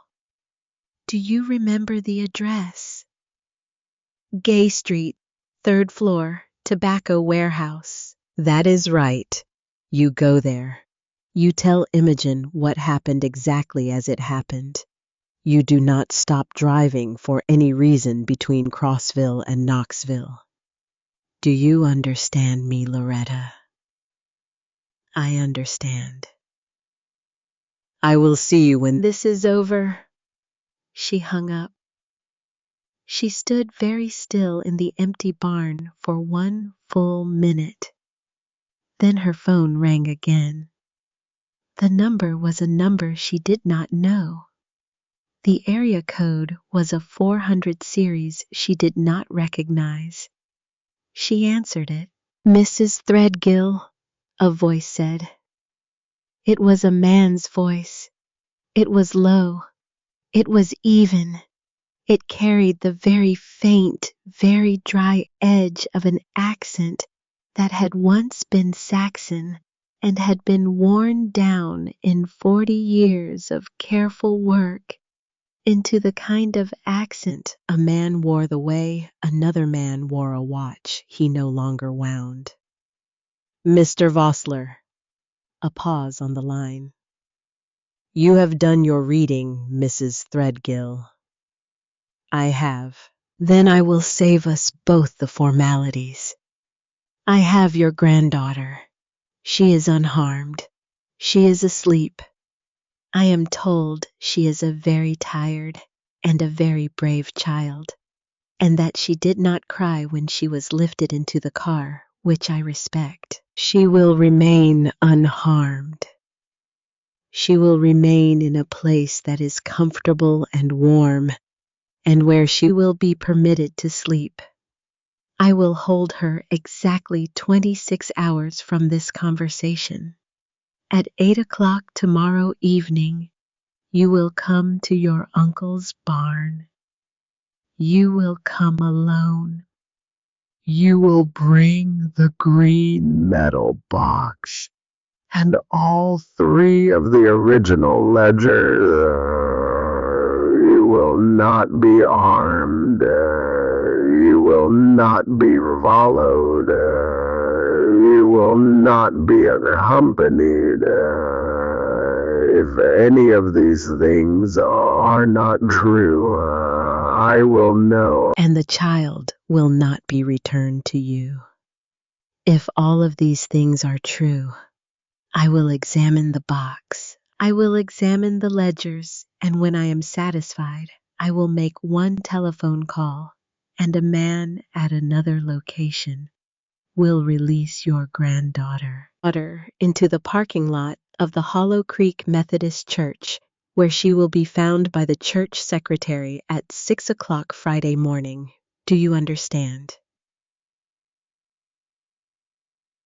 Maeve closed her eyes. She opened them. "I understand." "You are a sensible woman, Mrs. Threadgill. Your uncle was a sensible man until he was not. I trust we will not have that problem with you. You will not. 8 o'clock tomorrow." 8 o'clock tomorrow. The line went dead. Maeve Threadgill stood in the empty barn in the absolute dark of the October dusk, with her phone in one hand and the small black engineering notebook in the other, and she did not move for a long time, and the cold knot that had been forming in her chest since Sunday evening on the porch finished its work. It was finished now. It had a shape, it had a name, it had a use. She put the phone in her coat pocket. She put the notebook under her arm. She walked slowly to the wooden ladder. She climbed it back up to the loft. She walked to the western corner. She lifted the first of the 3 80-pound steel I-beam offcuts from the wooden tray. She began to rig. She worked alone. She worked all night. Outside, the wind came down off the Cumberland Plateau, the way it always came down in October, dry and thin and carrying the smell of wood smoke from somebody's fire.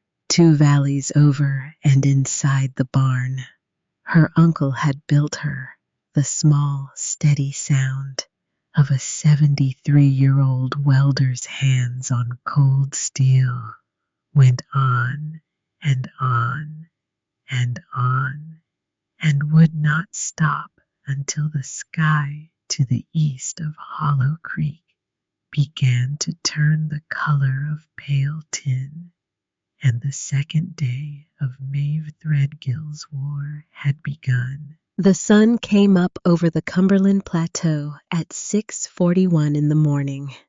Maeve Threadgill stood in the open doorway of the barn with a cup of black coffee in her hand and her uncle's worn leather work gloves tucked into the back pocket of her jeans, and she watched the cold, pale light come down across the dirt floor and find one by one the things she had spent the night putting where she wanted them. The 3 80-pound steel I-beam offcuts were rigged in the rafters above the spot where a man would have to stand if he wanted to read a ledger on the hood of the Plymouth.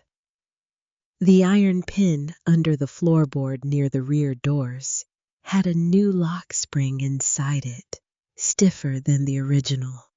The kind of spring that would not give under a man stepping lightly, but would release the full second a man stepped with the confidence of having arrived at the place he intended to take. The pulley cable in the eastern wall had been greased. The counterweight slid clean. She had tested the mechanism 3 times in the small hours of the morning, with hay bales as a stand-in for what would later stand under it. And the hay bales had been driven into the dirt floor each time, with a sound she had felt in her own ribs through the wooden ladder of the loft. The barn was ready. The barn was not the part she was worried about.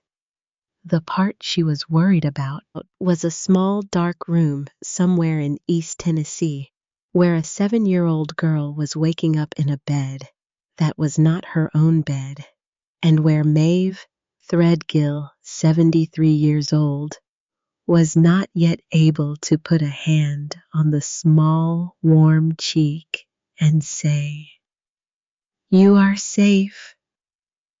You are safe. You are safe." Her phone rang in her coat pocket. She answered it. "Imogen." "She is here, Maeve." "Loretta." "She is here. She drove in at 4 in the morning. She did not stop. She is asleep on the couch in my office. She is all right." "Thank you." "Maeve?" "Yes.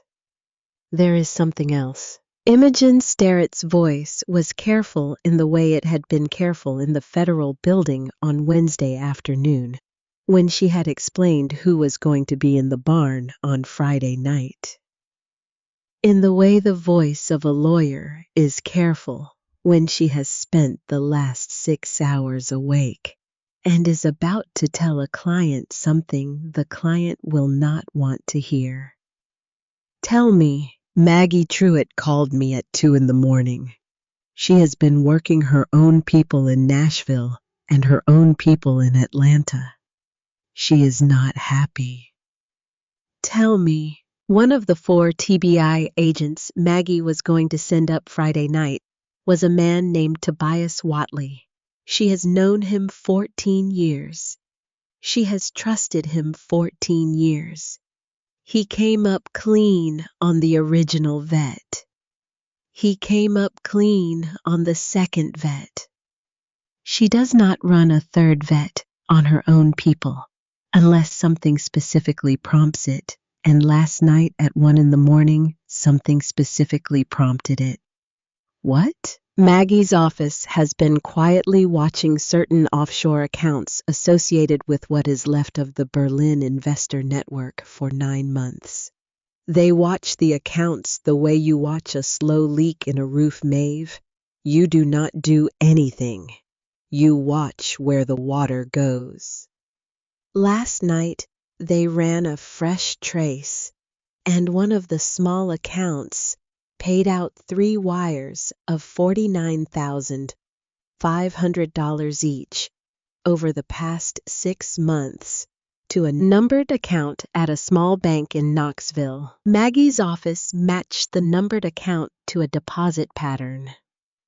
The deposit pattern matched Tobias Watley's mortgage. A long silence on Maeve's end of the line. Imogen. Yes. Where is Watley now?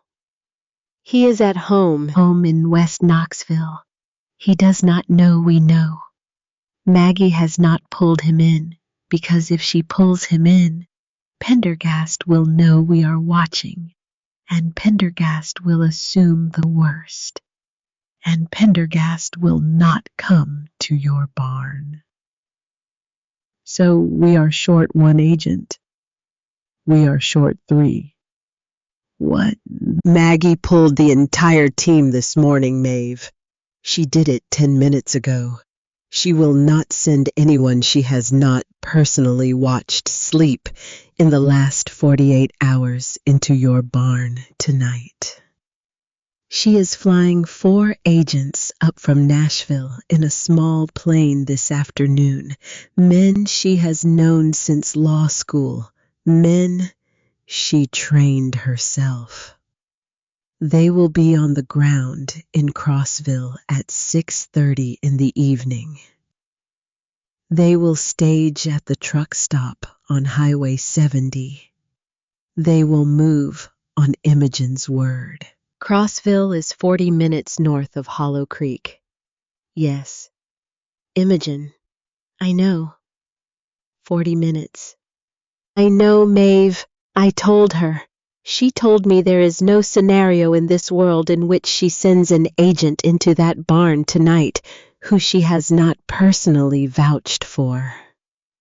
She said if I did not like it, I could tell her to her face on Monday morning after this is over, and she would let me say what I had to say. Maeve stood in the doorway of the barn and watched the pale October light come down across the dirt floor for 1 long second.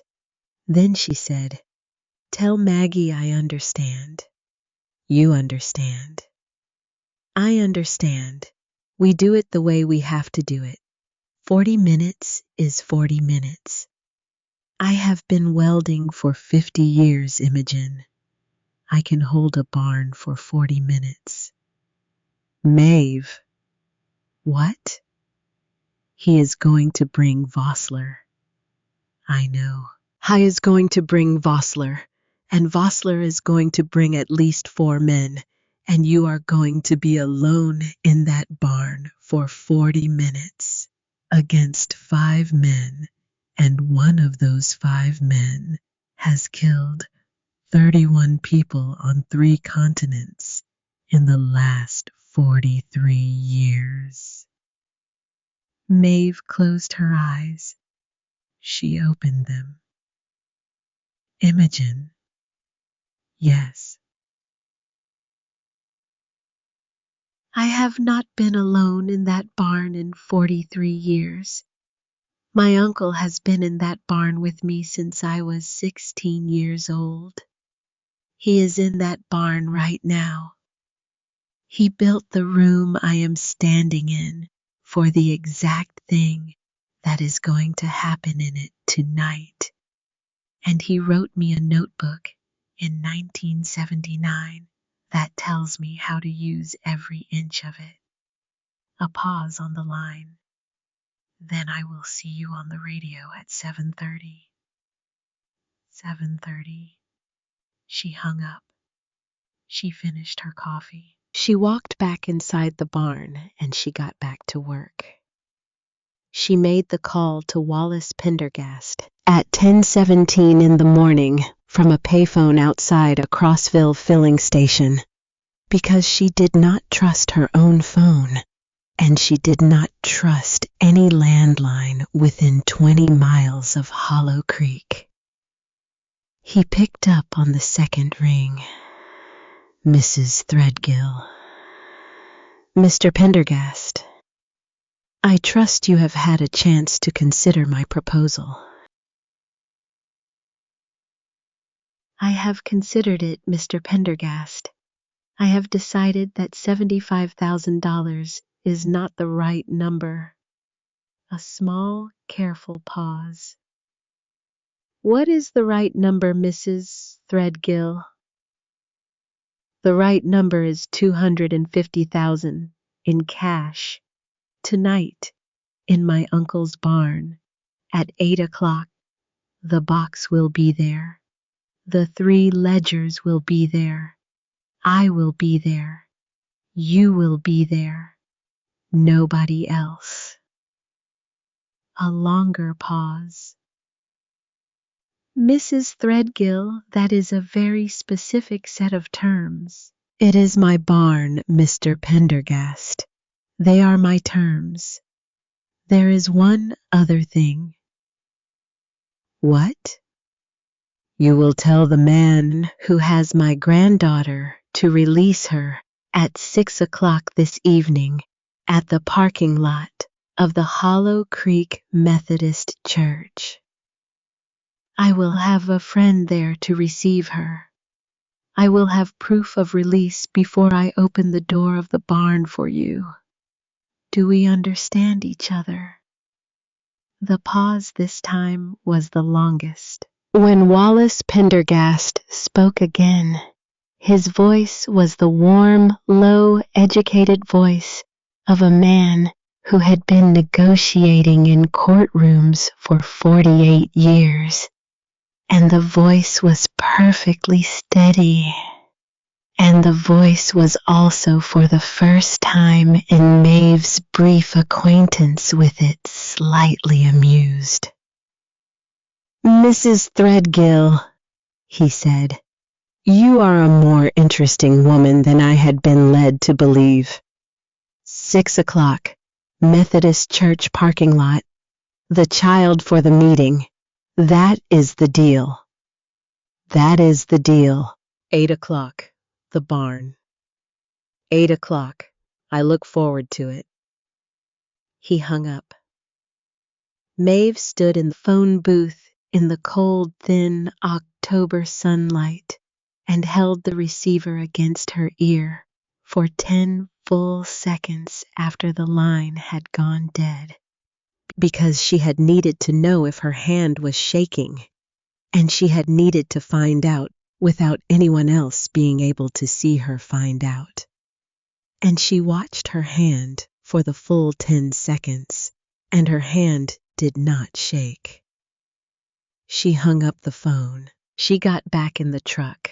She drove south on the County 2 lane back toward Hollow Creek and on the long downhill grade above the river in a turnout where her uncle had used to stop and watch the hawks come up off the gorge.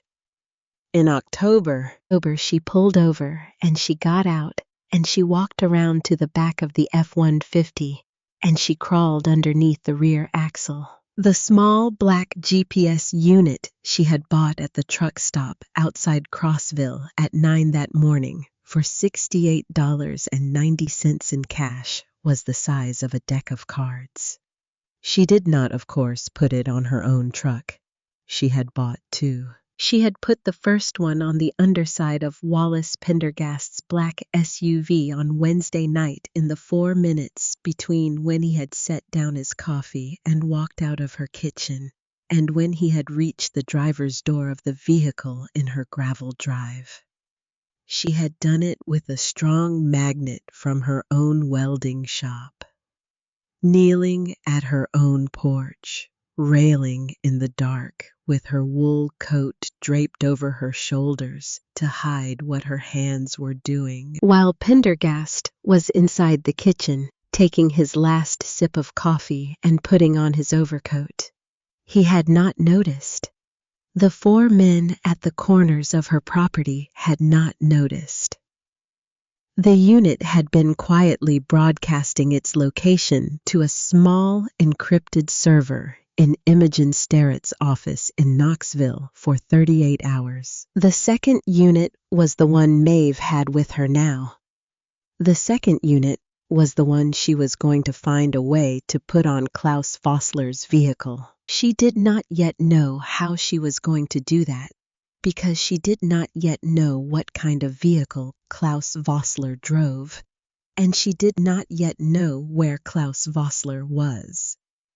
But she had a guess, and the guess was that the man holding her granddaughter was the same man who would be coming to her barn at 8 o'clock that night, and that he would be coming in a vehicle that had been used in the last 26 hours to transport a 7-year-old girl from the parking lot of the Piggly Wiggly in Crossville to wherever he had taken her. She crawled out from under the truck. She got back in the cab. She drove home. The afternoon went slow. She rigged the last of the 3 I-beam offcuts. She checked the trigger pin a 4th time. She walked the eastern wall of the barn and tested the small cedar panel her uncle had cut in 1979 on the inside of the wall behind the workbench, which opened on a quiet pair of greased hinges to reveal the stone-cut entrance of a tunnel that her uncle had spent the entire summer of 1984 cleaning out by hand and bracing with old railroad ties. The tunnel was original. The tunnel had been dug during the Civil War by a man named Ezekiel Threadgill, who had run it from the foundation of the spring house on the ridge down to the cedar grove on the bank of Hollow Creek, in case the day came when a thing went wrong on the ridge and a man needed a quiet way to leave the ridge without being seen from the county road. The day had not come for Ezekiel Threadgill. The day had not come for any Threadgill in 5 generations. The day was coming for Maeve. She had cleaned the tunnel out herself on Wednesday night by lantern light in the 4 hours between when she had read her uncle's last notebook and when she had begun to rig the beams in the loft. The tunnel was 83 yards long.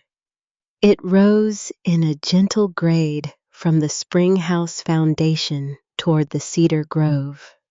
It exited through a low wooden door hinged from the inside, set into the bank of the creek behind a curtain of dry kudzu and overgrown river cane that nobody who had not been told the door was there would ever notice. She had told Ezra Bramwell where the door was. She had told him she might come through it tonight. She had told him that if she came through it, she would be coming fast, and she would be coming with somebody behind her. And she had asked him to do one small thing if that happened, which Ezra Bramwell, who was 75 years old and had not asked a single question, had agreed to do. At 4:15 in the afternoon, Imogen Sterrett called her. "Loretta is on the road back to you." "Good." "Maggie's men are wheels down in Crossville. They are at the truck stop on Highway 70. Two unmarked vehicles. They have the radio. Good. Greta is with Ezra. They are in the cedar blind, 200 yards south of the barn. They are not visible from the county road or from the ridge. Good. Maeve. Yes. Pendergast's SUV is moving. Maeve straightened in the dirt floor of the barn. Where? It left his house in Sequoia Hills at 3:40. It got on Interstate 40 westbound. It exited at the Crossville interchange 10 minutes ago. It is currently sitting in a parking lot at a small commercial property north of Crossville. The property is owned by a shell company we have not yet untangled. The SUV has been there 19 minutes. Maeve closed her eyes. He is meeting Vossler. He is meeting Vossler. They are loading up. They will leave together. Imogen. Yes. I need you to do something for me. What? At 5:55, I need a man at the back fence of that property. I do not need him to do anything. I need him to drive past slowly in a county pickup with a folded county survey map on his dashboard and stop just long enough that any cameras on that property will record him. I need them to see a face they will recognize as Tennessee Department of Transportation on a road they would not expect Tennessee DOT to be on 10 minutes before they are about to move. I need them to pause. I need them to argue about it for 60 seconds. I need that 60 seconds, Imogen. A pause on the line. What do you need 60 seconds for, Maeve? I need it to put the second unit on the second vehicle. Imogen Sterrett was quiet on the line. You are not seriously. I have done it once already this week. I will do it once more. I will explain everything on Saturday morning. Maeve. Imogen. You are 73 years old. I have been 73 years old since April. I am not less able than I was in April. A longer pause. You will have your 60 seconds.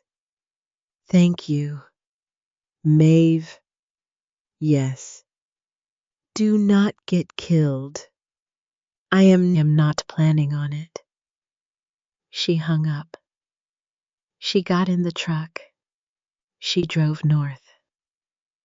What happened in the gravel turnaround behind a small, windowless cinder block building on the north edge of Crossville at 5:56 in the afternoon on a cold gray Friday in October was not by any reasonable measure the sort of thing a 73-year-old woman was supposed to be able to do. But Maeve Threadgill had not been a reasonable woman in many years. She had parked her own truck 3/4 of a mile down the road behind a closed feed and seed warehouse. She had walked in the last quarter mile through the strip of pine woods that ran along the back of the cinder block building's property. She had reached the rear fence at 5:53. She had waited. At 5:55 and 20 seconds, the county pickup with the folded survey map on its dashboard rolled slow up the county road past the front of the building. It paused. It did not stop. It rolled on. Behind the small barred window in the back of the cinder block building, Maeve heard a man's voice raised in German and another man's voice answer in English, sharp and short, and then both voices moved away from the window toward the front of the building, toward the camera feed. Maeve was over the fence in 11 seconds. She had picked her spot in the morning over satellite imagery Imogen had pulled for her in the office on Gay Street. The dark gray sedan she had hoped to find was where she had hoped to find it, 20 yards inside the fence, parked at the edge of a small concrete pad with its rear bumper pointed at the woods. Its license plate was Georgia. Its tires were new. Its undercarriage was clean in the way the undercarriage of a vehicle is clean when its owner has had it serviced inside the last week. The way an operations officer with 40 years of habit has every vehicle he expects to use serviced inside the last week. Maeve crossed the gravel at the half run of a woman who knew the dimensions of her own knees. She went down on her belly behind the rear driver's side wheel. She put her arm under the chassis, found the lip of the rear cross member, and snapped the second GPS unit into place against the bare steel with the magnet. She heard the small, clean clack of the magnet seating itself against the underside of the car. She rolled away. She was back at the fence in 14 seconds. She was over the fence in 11. She was 30 yards into the pine woods when she heard the front door of the cinder block building open and a voice she recognized in the dry, quiet way of an accent that had once been Saxon say in English to whoever had been arguing with him about the county truck on the road, that the county did not send a single man in a single truck to inspect anything important, and that they were leaving on schedule. She crouched in the pines. She did not move. She watched the dark gray sedan back out of its space and turn and roll out the front gate of the cinder block building and turn south on the county road in the lead. Behind it, Wallace Pendergast's black SUV rolled out of the same gate and turned south and followed. Behind the SUV, 2 more vehicles came out of a small detached garage at the back of the lot. Second black SUV, the same as the one Maeve had seen in her gravel drive Wednesday night. A white panel van, unmarked. 4 vehicles. 5 men in the lead car, if Vossler had brought a driver, and 3 operatives. Pendergast and his own driver in the SUV. 2 men in the second SUV. The panel van was the one Maeve looked at the longest because she had not expected a 4th vehicle, and she did not know what it was for, and not knowing was a problem. She watched all 4 vehicles disappear south down the county road in the direction of Hollow Creek.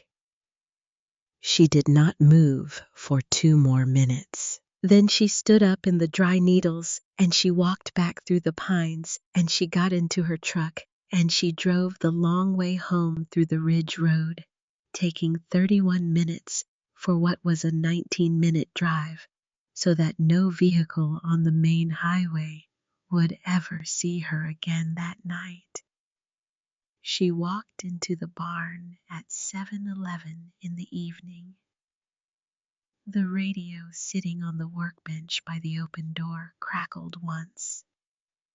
Imogen Sterrett's voice, calm and dry and far away, came through it. Maeve. Imogen.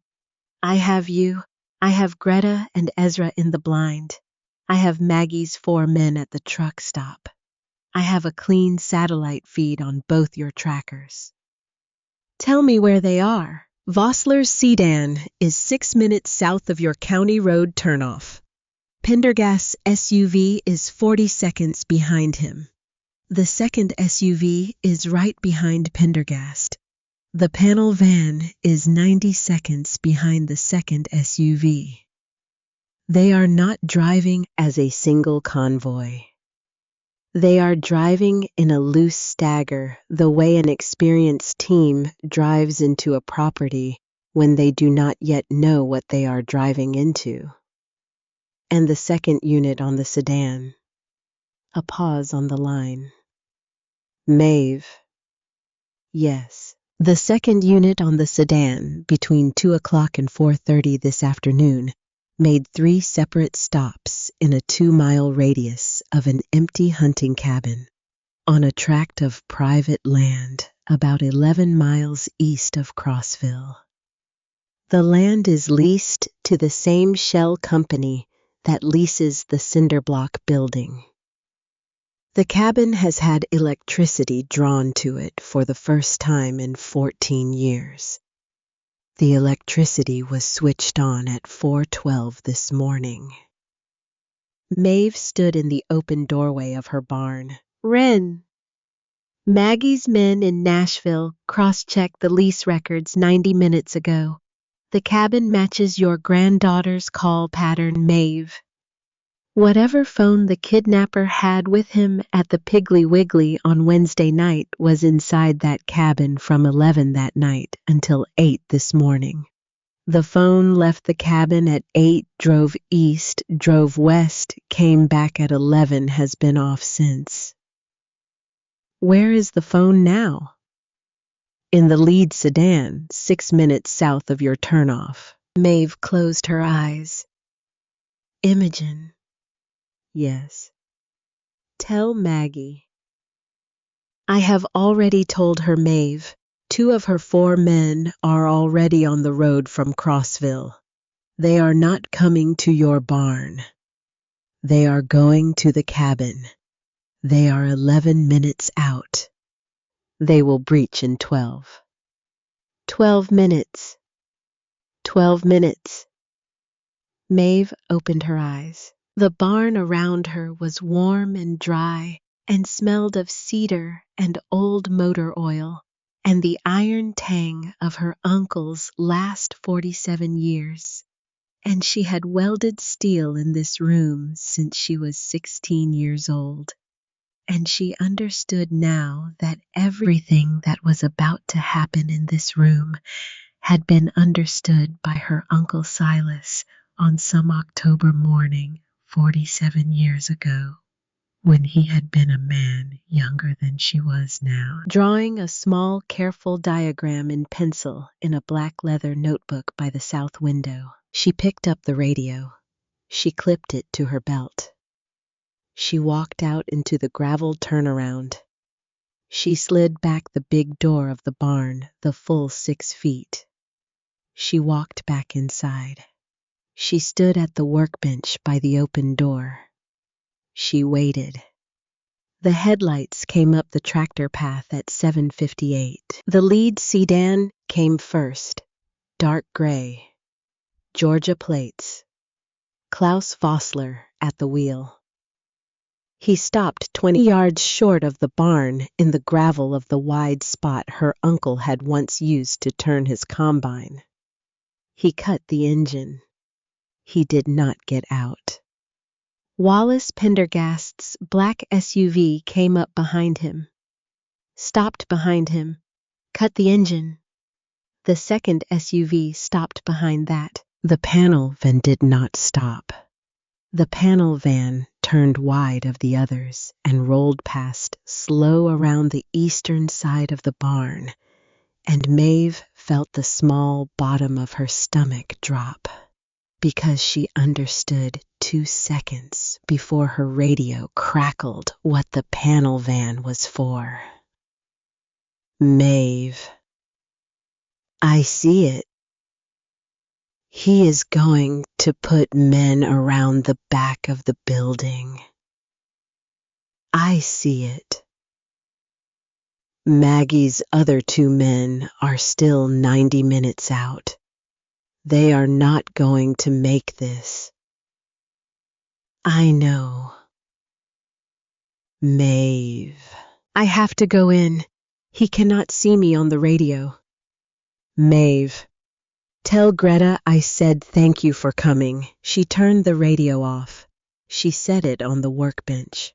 She walked out into the center of the dirt floor. She stood in the open beam of Klaus Vossler's headlights, in front of the rust-pitted hood of the 1958 Plymouth Belvedere, with the olive-drab metal box at her feet.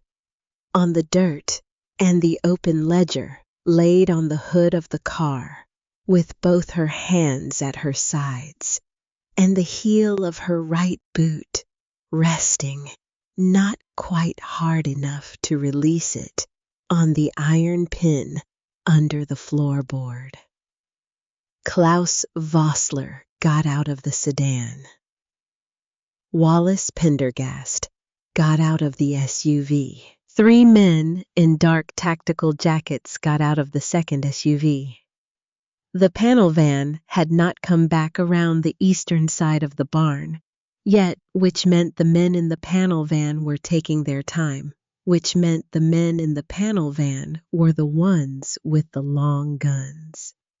Maeve had 30 seconds, maybe 40. Wallace Pendergast walked into the barn first at the unhurried pace of a man who had been winning the rooms he walked into for 48 years. Klaus Vossler walked half a step behind him and to his right. The 3 men in the tactical jackets came in behind them at a distance of about 15 feet in a loose 3-point spread that put one of them, Maeve noted, exactly under the rigged beams. He moved 1/2 step to the left and broke the geometry. A patient man. A very patient man. It did not matter. Maeve was not waiting for him. She was waiting for Pendergast. Mrs. Threadgill, Pendergast said. Mr. Pendergast. He glanced at the open ledger on the hood of the Plymouth. He glanced at the green metal box on the dirt floor.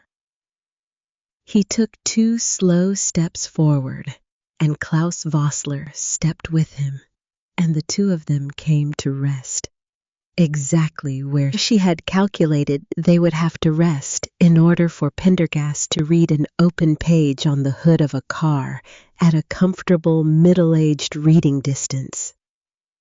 Pendergast leaned forward. His eyes dropped to the open page. He read. His face changed. It changed slowly at first, the way a face changes when a man realizes he has been looking at the wrong page in the wrong room with the wrong company present. Then it changed faster. "This is not the original," he said. "No, Mr. Pendergast. It is a notarized copy, 3 of them. One is with the United States Attorney for the Eastern District of Tennessee, who is at this minute reading it in her office in Knoxville. One is in the office of my attorney on Gay Street. The 3rd is in a safe deposit box in Atlanta, in a bank you have never heard of." Pendergast's eyes came up off the page. He looked at her for 1 full second. Wallace Pendergast looked at Maeve Threadgill with absolutely no expression on his face at all, which was the moment when Maeve understood she was in his estimation no longer a person. "And the box," he said. "The box is the box, or some of it.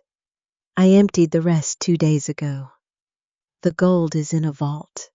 The stones are in a vault, different vaults, different cities.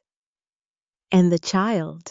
The child is at this minute being escorted from a cabin in the woods east of Crossville by 2 federal agents from Nashville. She will be in the arms of her grandmother's oldest friend in approximately 90 seconds. Klaus Vossler's hand went inside his coat. He was fast. He was very fast. Maeve was not faster. She was, however, ready in a way Klaus Vossler had not had a chance to prepare for, because Klaus Vossler had spent 40 years walking into rooms that other people built. This room had been built for him.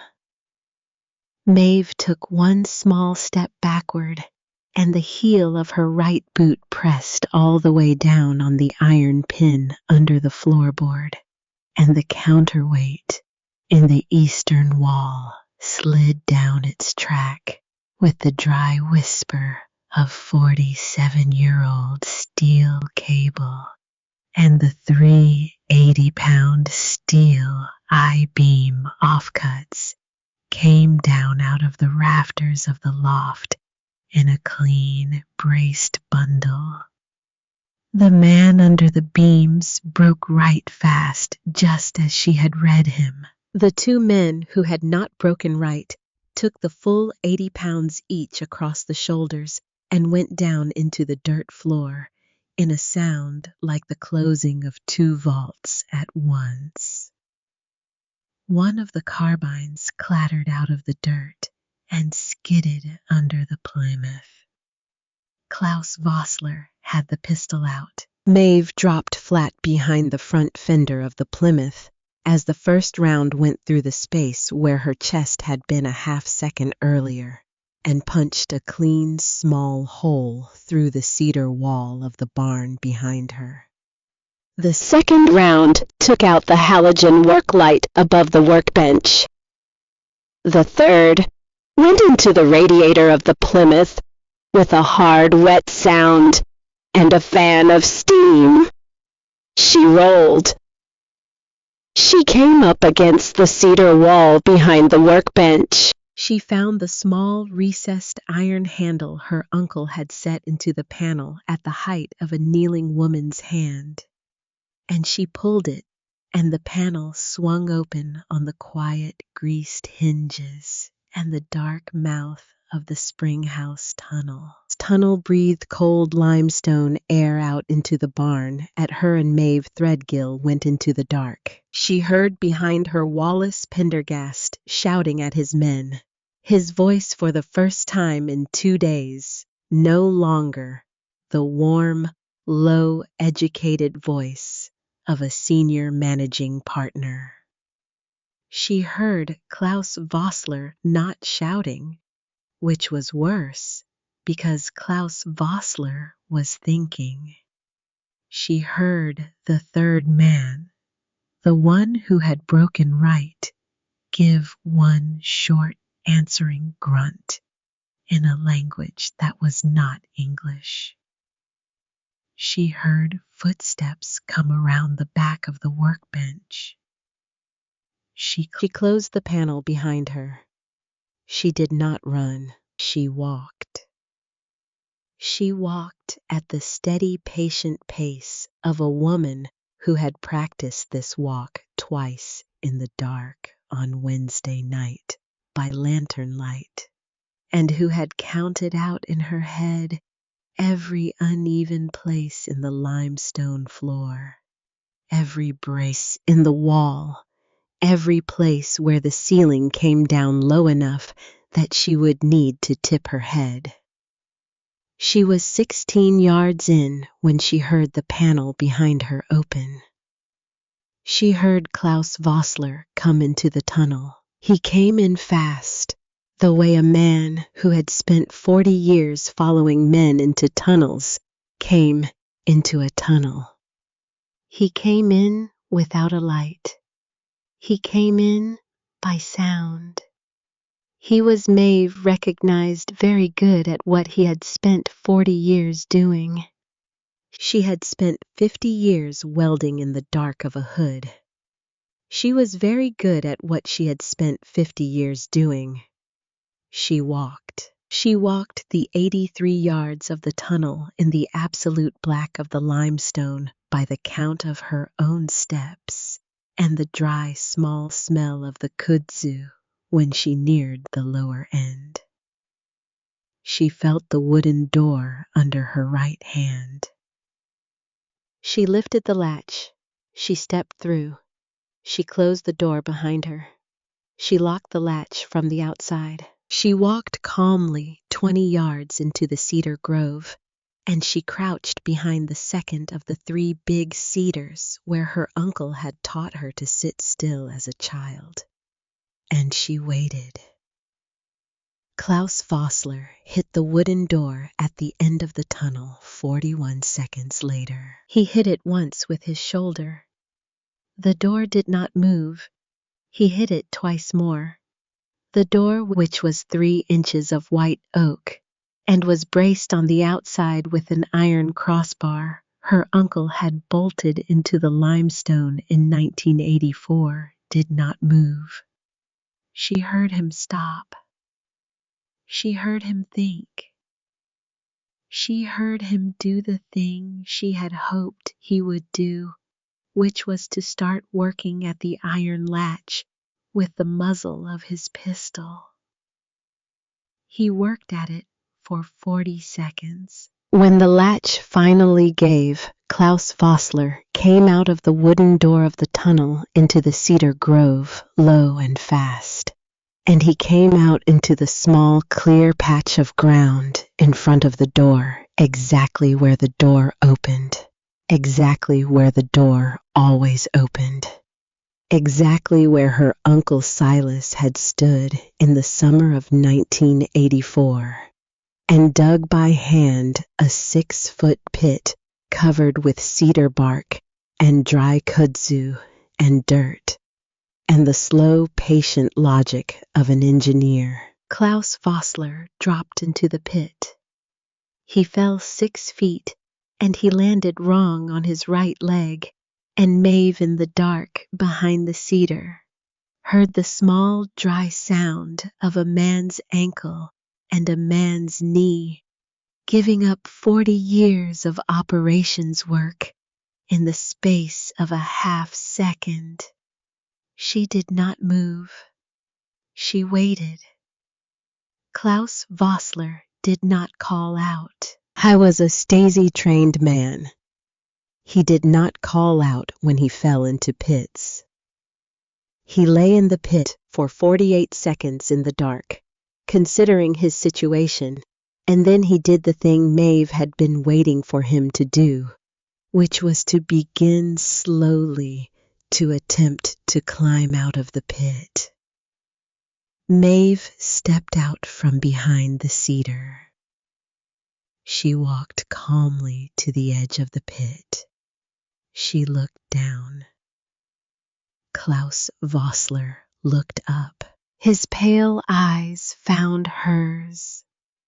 His face was white in the moonlight that had begun to come down through the cedars. He was not afraid. Maeve had not expected him to be afraid. She had expected him to be calculating, and he was, and that was all right. Right, because she had no further use for what Klaus Vossler calculated. Mr. Vossler, she said.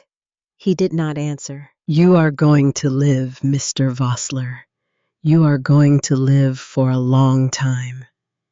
You are going to live in a federal facility in Colorado, where you will be asked every day for the rest of your life to write down the name of every man you ever worked for, and every job you ever did, and every payment you ever took, beginning on the night of October the 12th, 1983.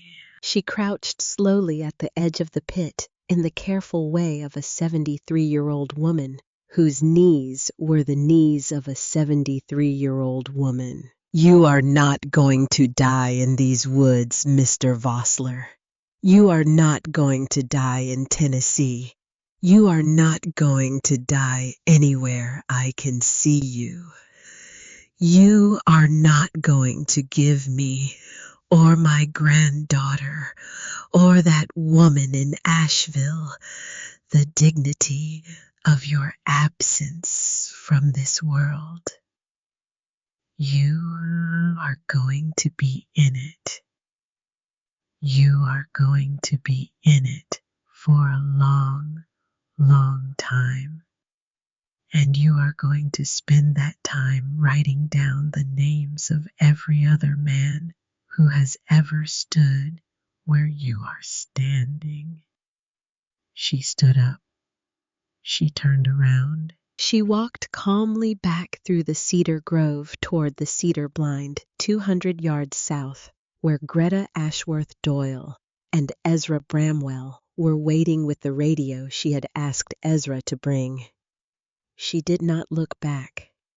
She did not need to. Wallace Pendergast was sitting in the dirt floor of the barn with his hands flat in front of him when the 4 agents from Nashville came in through the open front door at 8:11.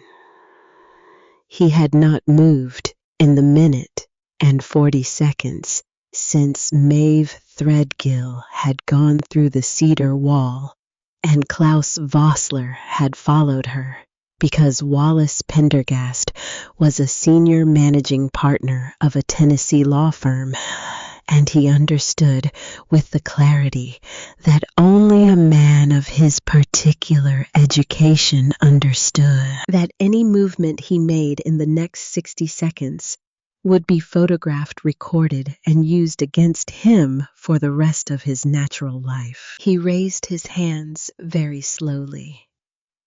He did not look at the men in the tactical jackets on either side of him, 2 of whom were not moving, and 1 of whom had broken right and had gotten halfway out the back of the barn before he had been picked up 20 seconds later by the 3rd Nashville agent coming the opposite way through the pine woods. He did not look at the panel van behind the barn where the 2 men with the long guns were currently on their faces in the wet grass with a 4th Nashville agent's knee in each of their backs.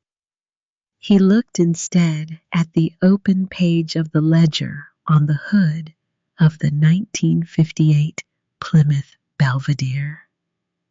His own handwriting in pencil from October the 11th, 1983. He read it. He nodded once to no one in particular, and the agent closest to him put the cuffs on him with the small, careful courtesy of a man who had been told by Margaret Truitt herself 2 hours earlier that the prisoner he was about to take into custody was a man Margaret Truitt had been waiting to meet in person for the entire 14 months of her quiet investigation. At 8:14, the radio on the workbench inside the barn crackled. The voice on the other end of it was a woman's voice, exhausted, half laughing, half crying. Maeve, Maeve, she is here, she is here, she is safe. They had her in a cabin. She was asleep the whole time. She is asking for you. Maeve, she is asking for you. Maeve Threadgill, sitting in the cedar blind 200 yards south of her own barn, with Greta Ashworth Doyle's hand inside her left hand and Ezra Bramwell's hand inside her right. I did not say anything for 10 full seconds. Then she said into the radio, the only thing she had left in her on a Friday night in late October in the 73rd year of her life. Loretta, tell her I love her to the moon and back. Tell her I love her to the moon and back and around again. Tell her her grandmother is coming. Tell her her grandmother is coming home. Wallace Pendergast took the plea on the 11th of December. His own lawyer, a man he had hired out of Atlanta for $1,000 an hour, told him in the marble hallway of the federal courthouse in Knoxville that no jury in the Eastern District was going to acquit a senior managing partner who had been recorded on video with audio, with 3 corroborating witnesses, with a 47-year-old paper trail in his own handwriting, ordering the murders of 3 civilians in West Berlin in 1983 and the kidnapping of a 7-year-old child in 2026. Pendergast signed the paper. He got 41 years without parole.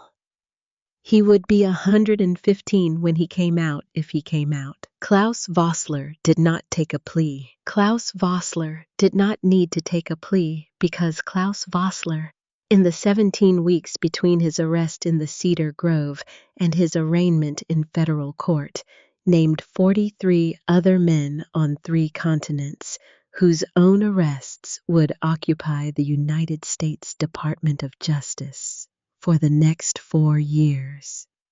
He was sentenced to consecutive life terms in February.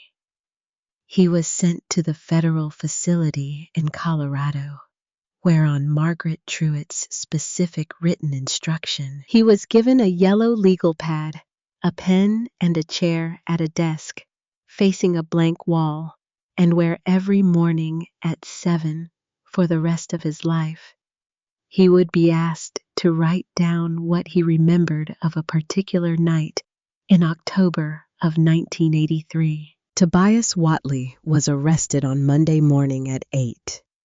He did not contest the charges, the contents of the metal box, and the 4 vaults. Maeve Threadgill had quietly moved them to in October, were inventoried, catalogued, evaluated, and ruled on by a panel of independent historians, 2 officers from the U.S. Treasury, and a quietly cooperating representative of the German federal government. 3 findings were issued. 60% of the total valuation established at $4.5 million was ruled the rightful inheritance of Greta Margaret Ashworth Doyle, sole surviving heir of the Ashworth family of East Berlin. 30% of the total valuation was assigned at the joint request of all parties involved to the establishment of the Silas Threadgill Pediatric Cardiology Endowment at Vanderbilt Children's Hospital in Nashville. The endowment was placed under a board of directors that included Maeve Threadgill, Greta Ashworth Doyle, Imogen Sterrett, Margaret Truitt, and Ezra Bramwell. Its mandate was the surgical care of children from rural East Tennessee who could not afford the care they needed. 10% of the total valuation, $450,000, was released to Maeve Threadgill, free and clear for the care of her family and the maintenance of the Hollow Creek property. It was enough. It was more than enough. Wren had her surgery on the 14th of December. It went well. The cardiac surgeon came out into the waiting room at 4 minutes after midnight on the 15th and put one hand on Maeve's shoulder and said, "She is going to be fine, Mrs. Threadgill. She is going to be just fine." Maeve did not cry. She had used up all of that again. She nodded once, and she sat down on the plastic chair in the surgical waiting room of Vanderbilt Children's Hospital. And she held Greta Ashworth Doyle's hand on one side and Loretta Pace's hand on the other. And she breathed. 6 months later, on a Saturday afternoon in early May, the sign over the front of the barn came down. The new one went up that afternoon. It was hand-lettered dark green on cream, with a small, careful border in gold leaf. Threadgill and granddaughter, auto welding and mentorship, Hollow Creek, Tennessee, Este, 1991, reopened, 2027. Underneath in smaller letters, 4 words. Girls welcome. There were 3 trucks and a tractor in the gravel lot. There was a folding table set up with coffee and pound cake. There were 6 teenage girls from Merrill County, ranging from 12 to 17 years old, standing in a small, uneasy cluster near the open bay door, waiting to find out whether the rumor was true that the new shop was going to take apprentices for the summer. Maeve Threadgill stood on the porch in her work jacket and watched them. Wren stood beside her, pink-cheeked, healthy, 7.5 years old now, and growing the way a child grew when her heart had been given the chance to do what a heart was meant to do. Wren had been told by Greta that she was now in possession of a very large aunt who lived in Asheville and played the violin, and Wren had taken to calling Greta Aunt Greta, and Greta had taken to calling Wren the only niece she had in the entire world, which was a true statement. Greta was inside the barn looking at the Plymouth. The Plymouth was finished. Maeve had spent 4 months on it, evenings and weekends. She had pulled the frame and rebuilt it. She had replaced the floor pans with great care around the area where the steel plate had once been. She had repaired the body. She had sourced a correct front bench seat. She had rebuilt the engine from the block up. She had painted it the original color which she had found in a paint chip in a sample book in her uncle's tool drawer. A small square of blue, the color of the sky over the Smokies on a clear October afternoon. The factory name had been printed beneath it in tiny letters, Belvedere, Sky Blue. The Plymouth sat in the front bay of the shop, now gleaming. Greta stood in front of it for a long time. She did not touch it. She just looked. Then she walked back out onto the porch and stood beside Maeve. He would have loved seeing this, Greta said. He saw it. He saw it the day he hid the box. He saw it every day after. You think so? I know so. The wind came up off the plateau and moved the new sign on its chains. Wren tugged at Maeve's hand. Grandma. Yes, baby. Can I show the big girls how the welding hood works?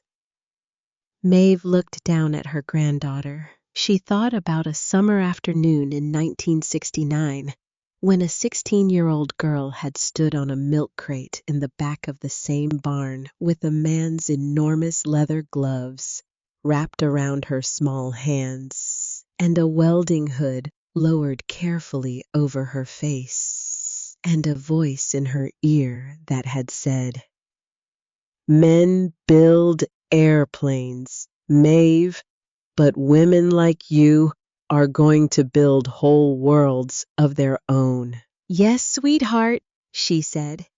Yes, you can show the big girls how the welding hood works. Walk slow. Hold the railing on the steps. Wren ran for the bay door. Maeve watched her go. Later that evening, after the apprentices had been signed up and the pound cake had been eaten, and Greta had driven back toward Asheville, and Ezra had gone home with Imogen in her car to the small new house on the river that the two of them had somewhere along the way that nobody had quite seen coming, agreed to share. Maeve walked alone up the long rise from the barn to the small family cemetery at the edge of the ridge. She stood at her uncle's stone for a long time. The stone was simple. It said, Silas Daniel Threadgill, 1945 to 2026, engineer, uncle, keeper. She had asked for that last word herself. The light was beginning to go behind the ridge. The shadows of the old white oak were long across the grass. Somewhere down the slope, a whippoorwill called twice and went quiet. She reached into her jacket pocket. She took out the brass key. It was clean now. She had taken a wire brush to it one evening that winter in the quiet of the shop, and the green oxidation had come away to reveal the dark, dense brass beneath. She knelt at the base of the headstone, and she pressed the key gently into the soft earth at the foot of her uncle's grave. She left it there. You hid the best thing inside the worst looking thing, Silas, she said quietly. I understand, and I am going to teach them. Every girl who comes through that door, I am going to teach all of them. She stood up. She walked back down the ridge toward the barn where the new sign was swinging in the spring wind and the lights were on in the front bay, and her granddaughter was waiting for her at the bottom of the porch steps with both arms open.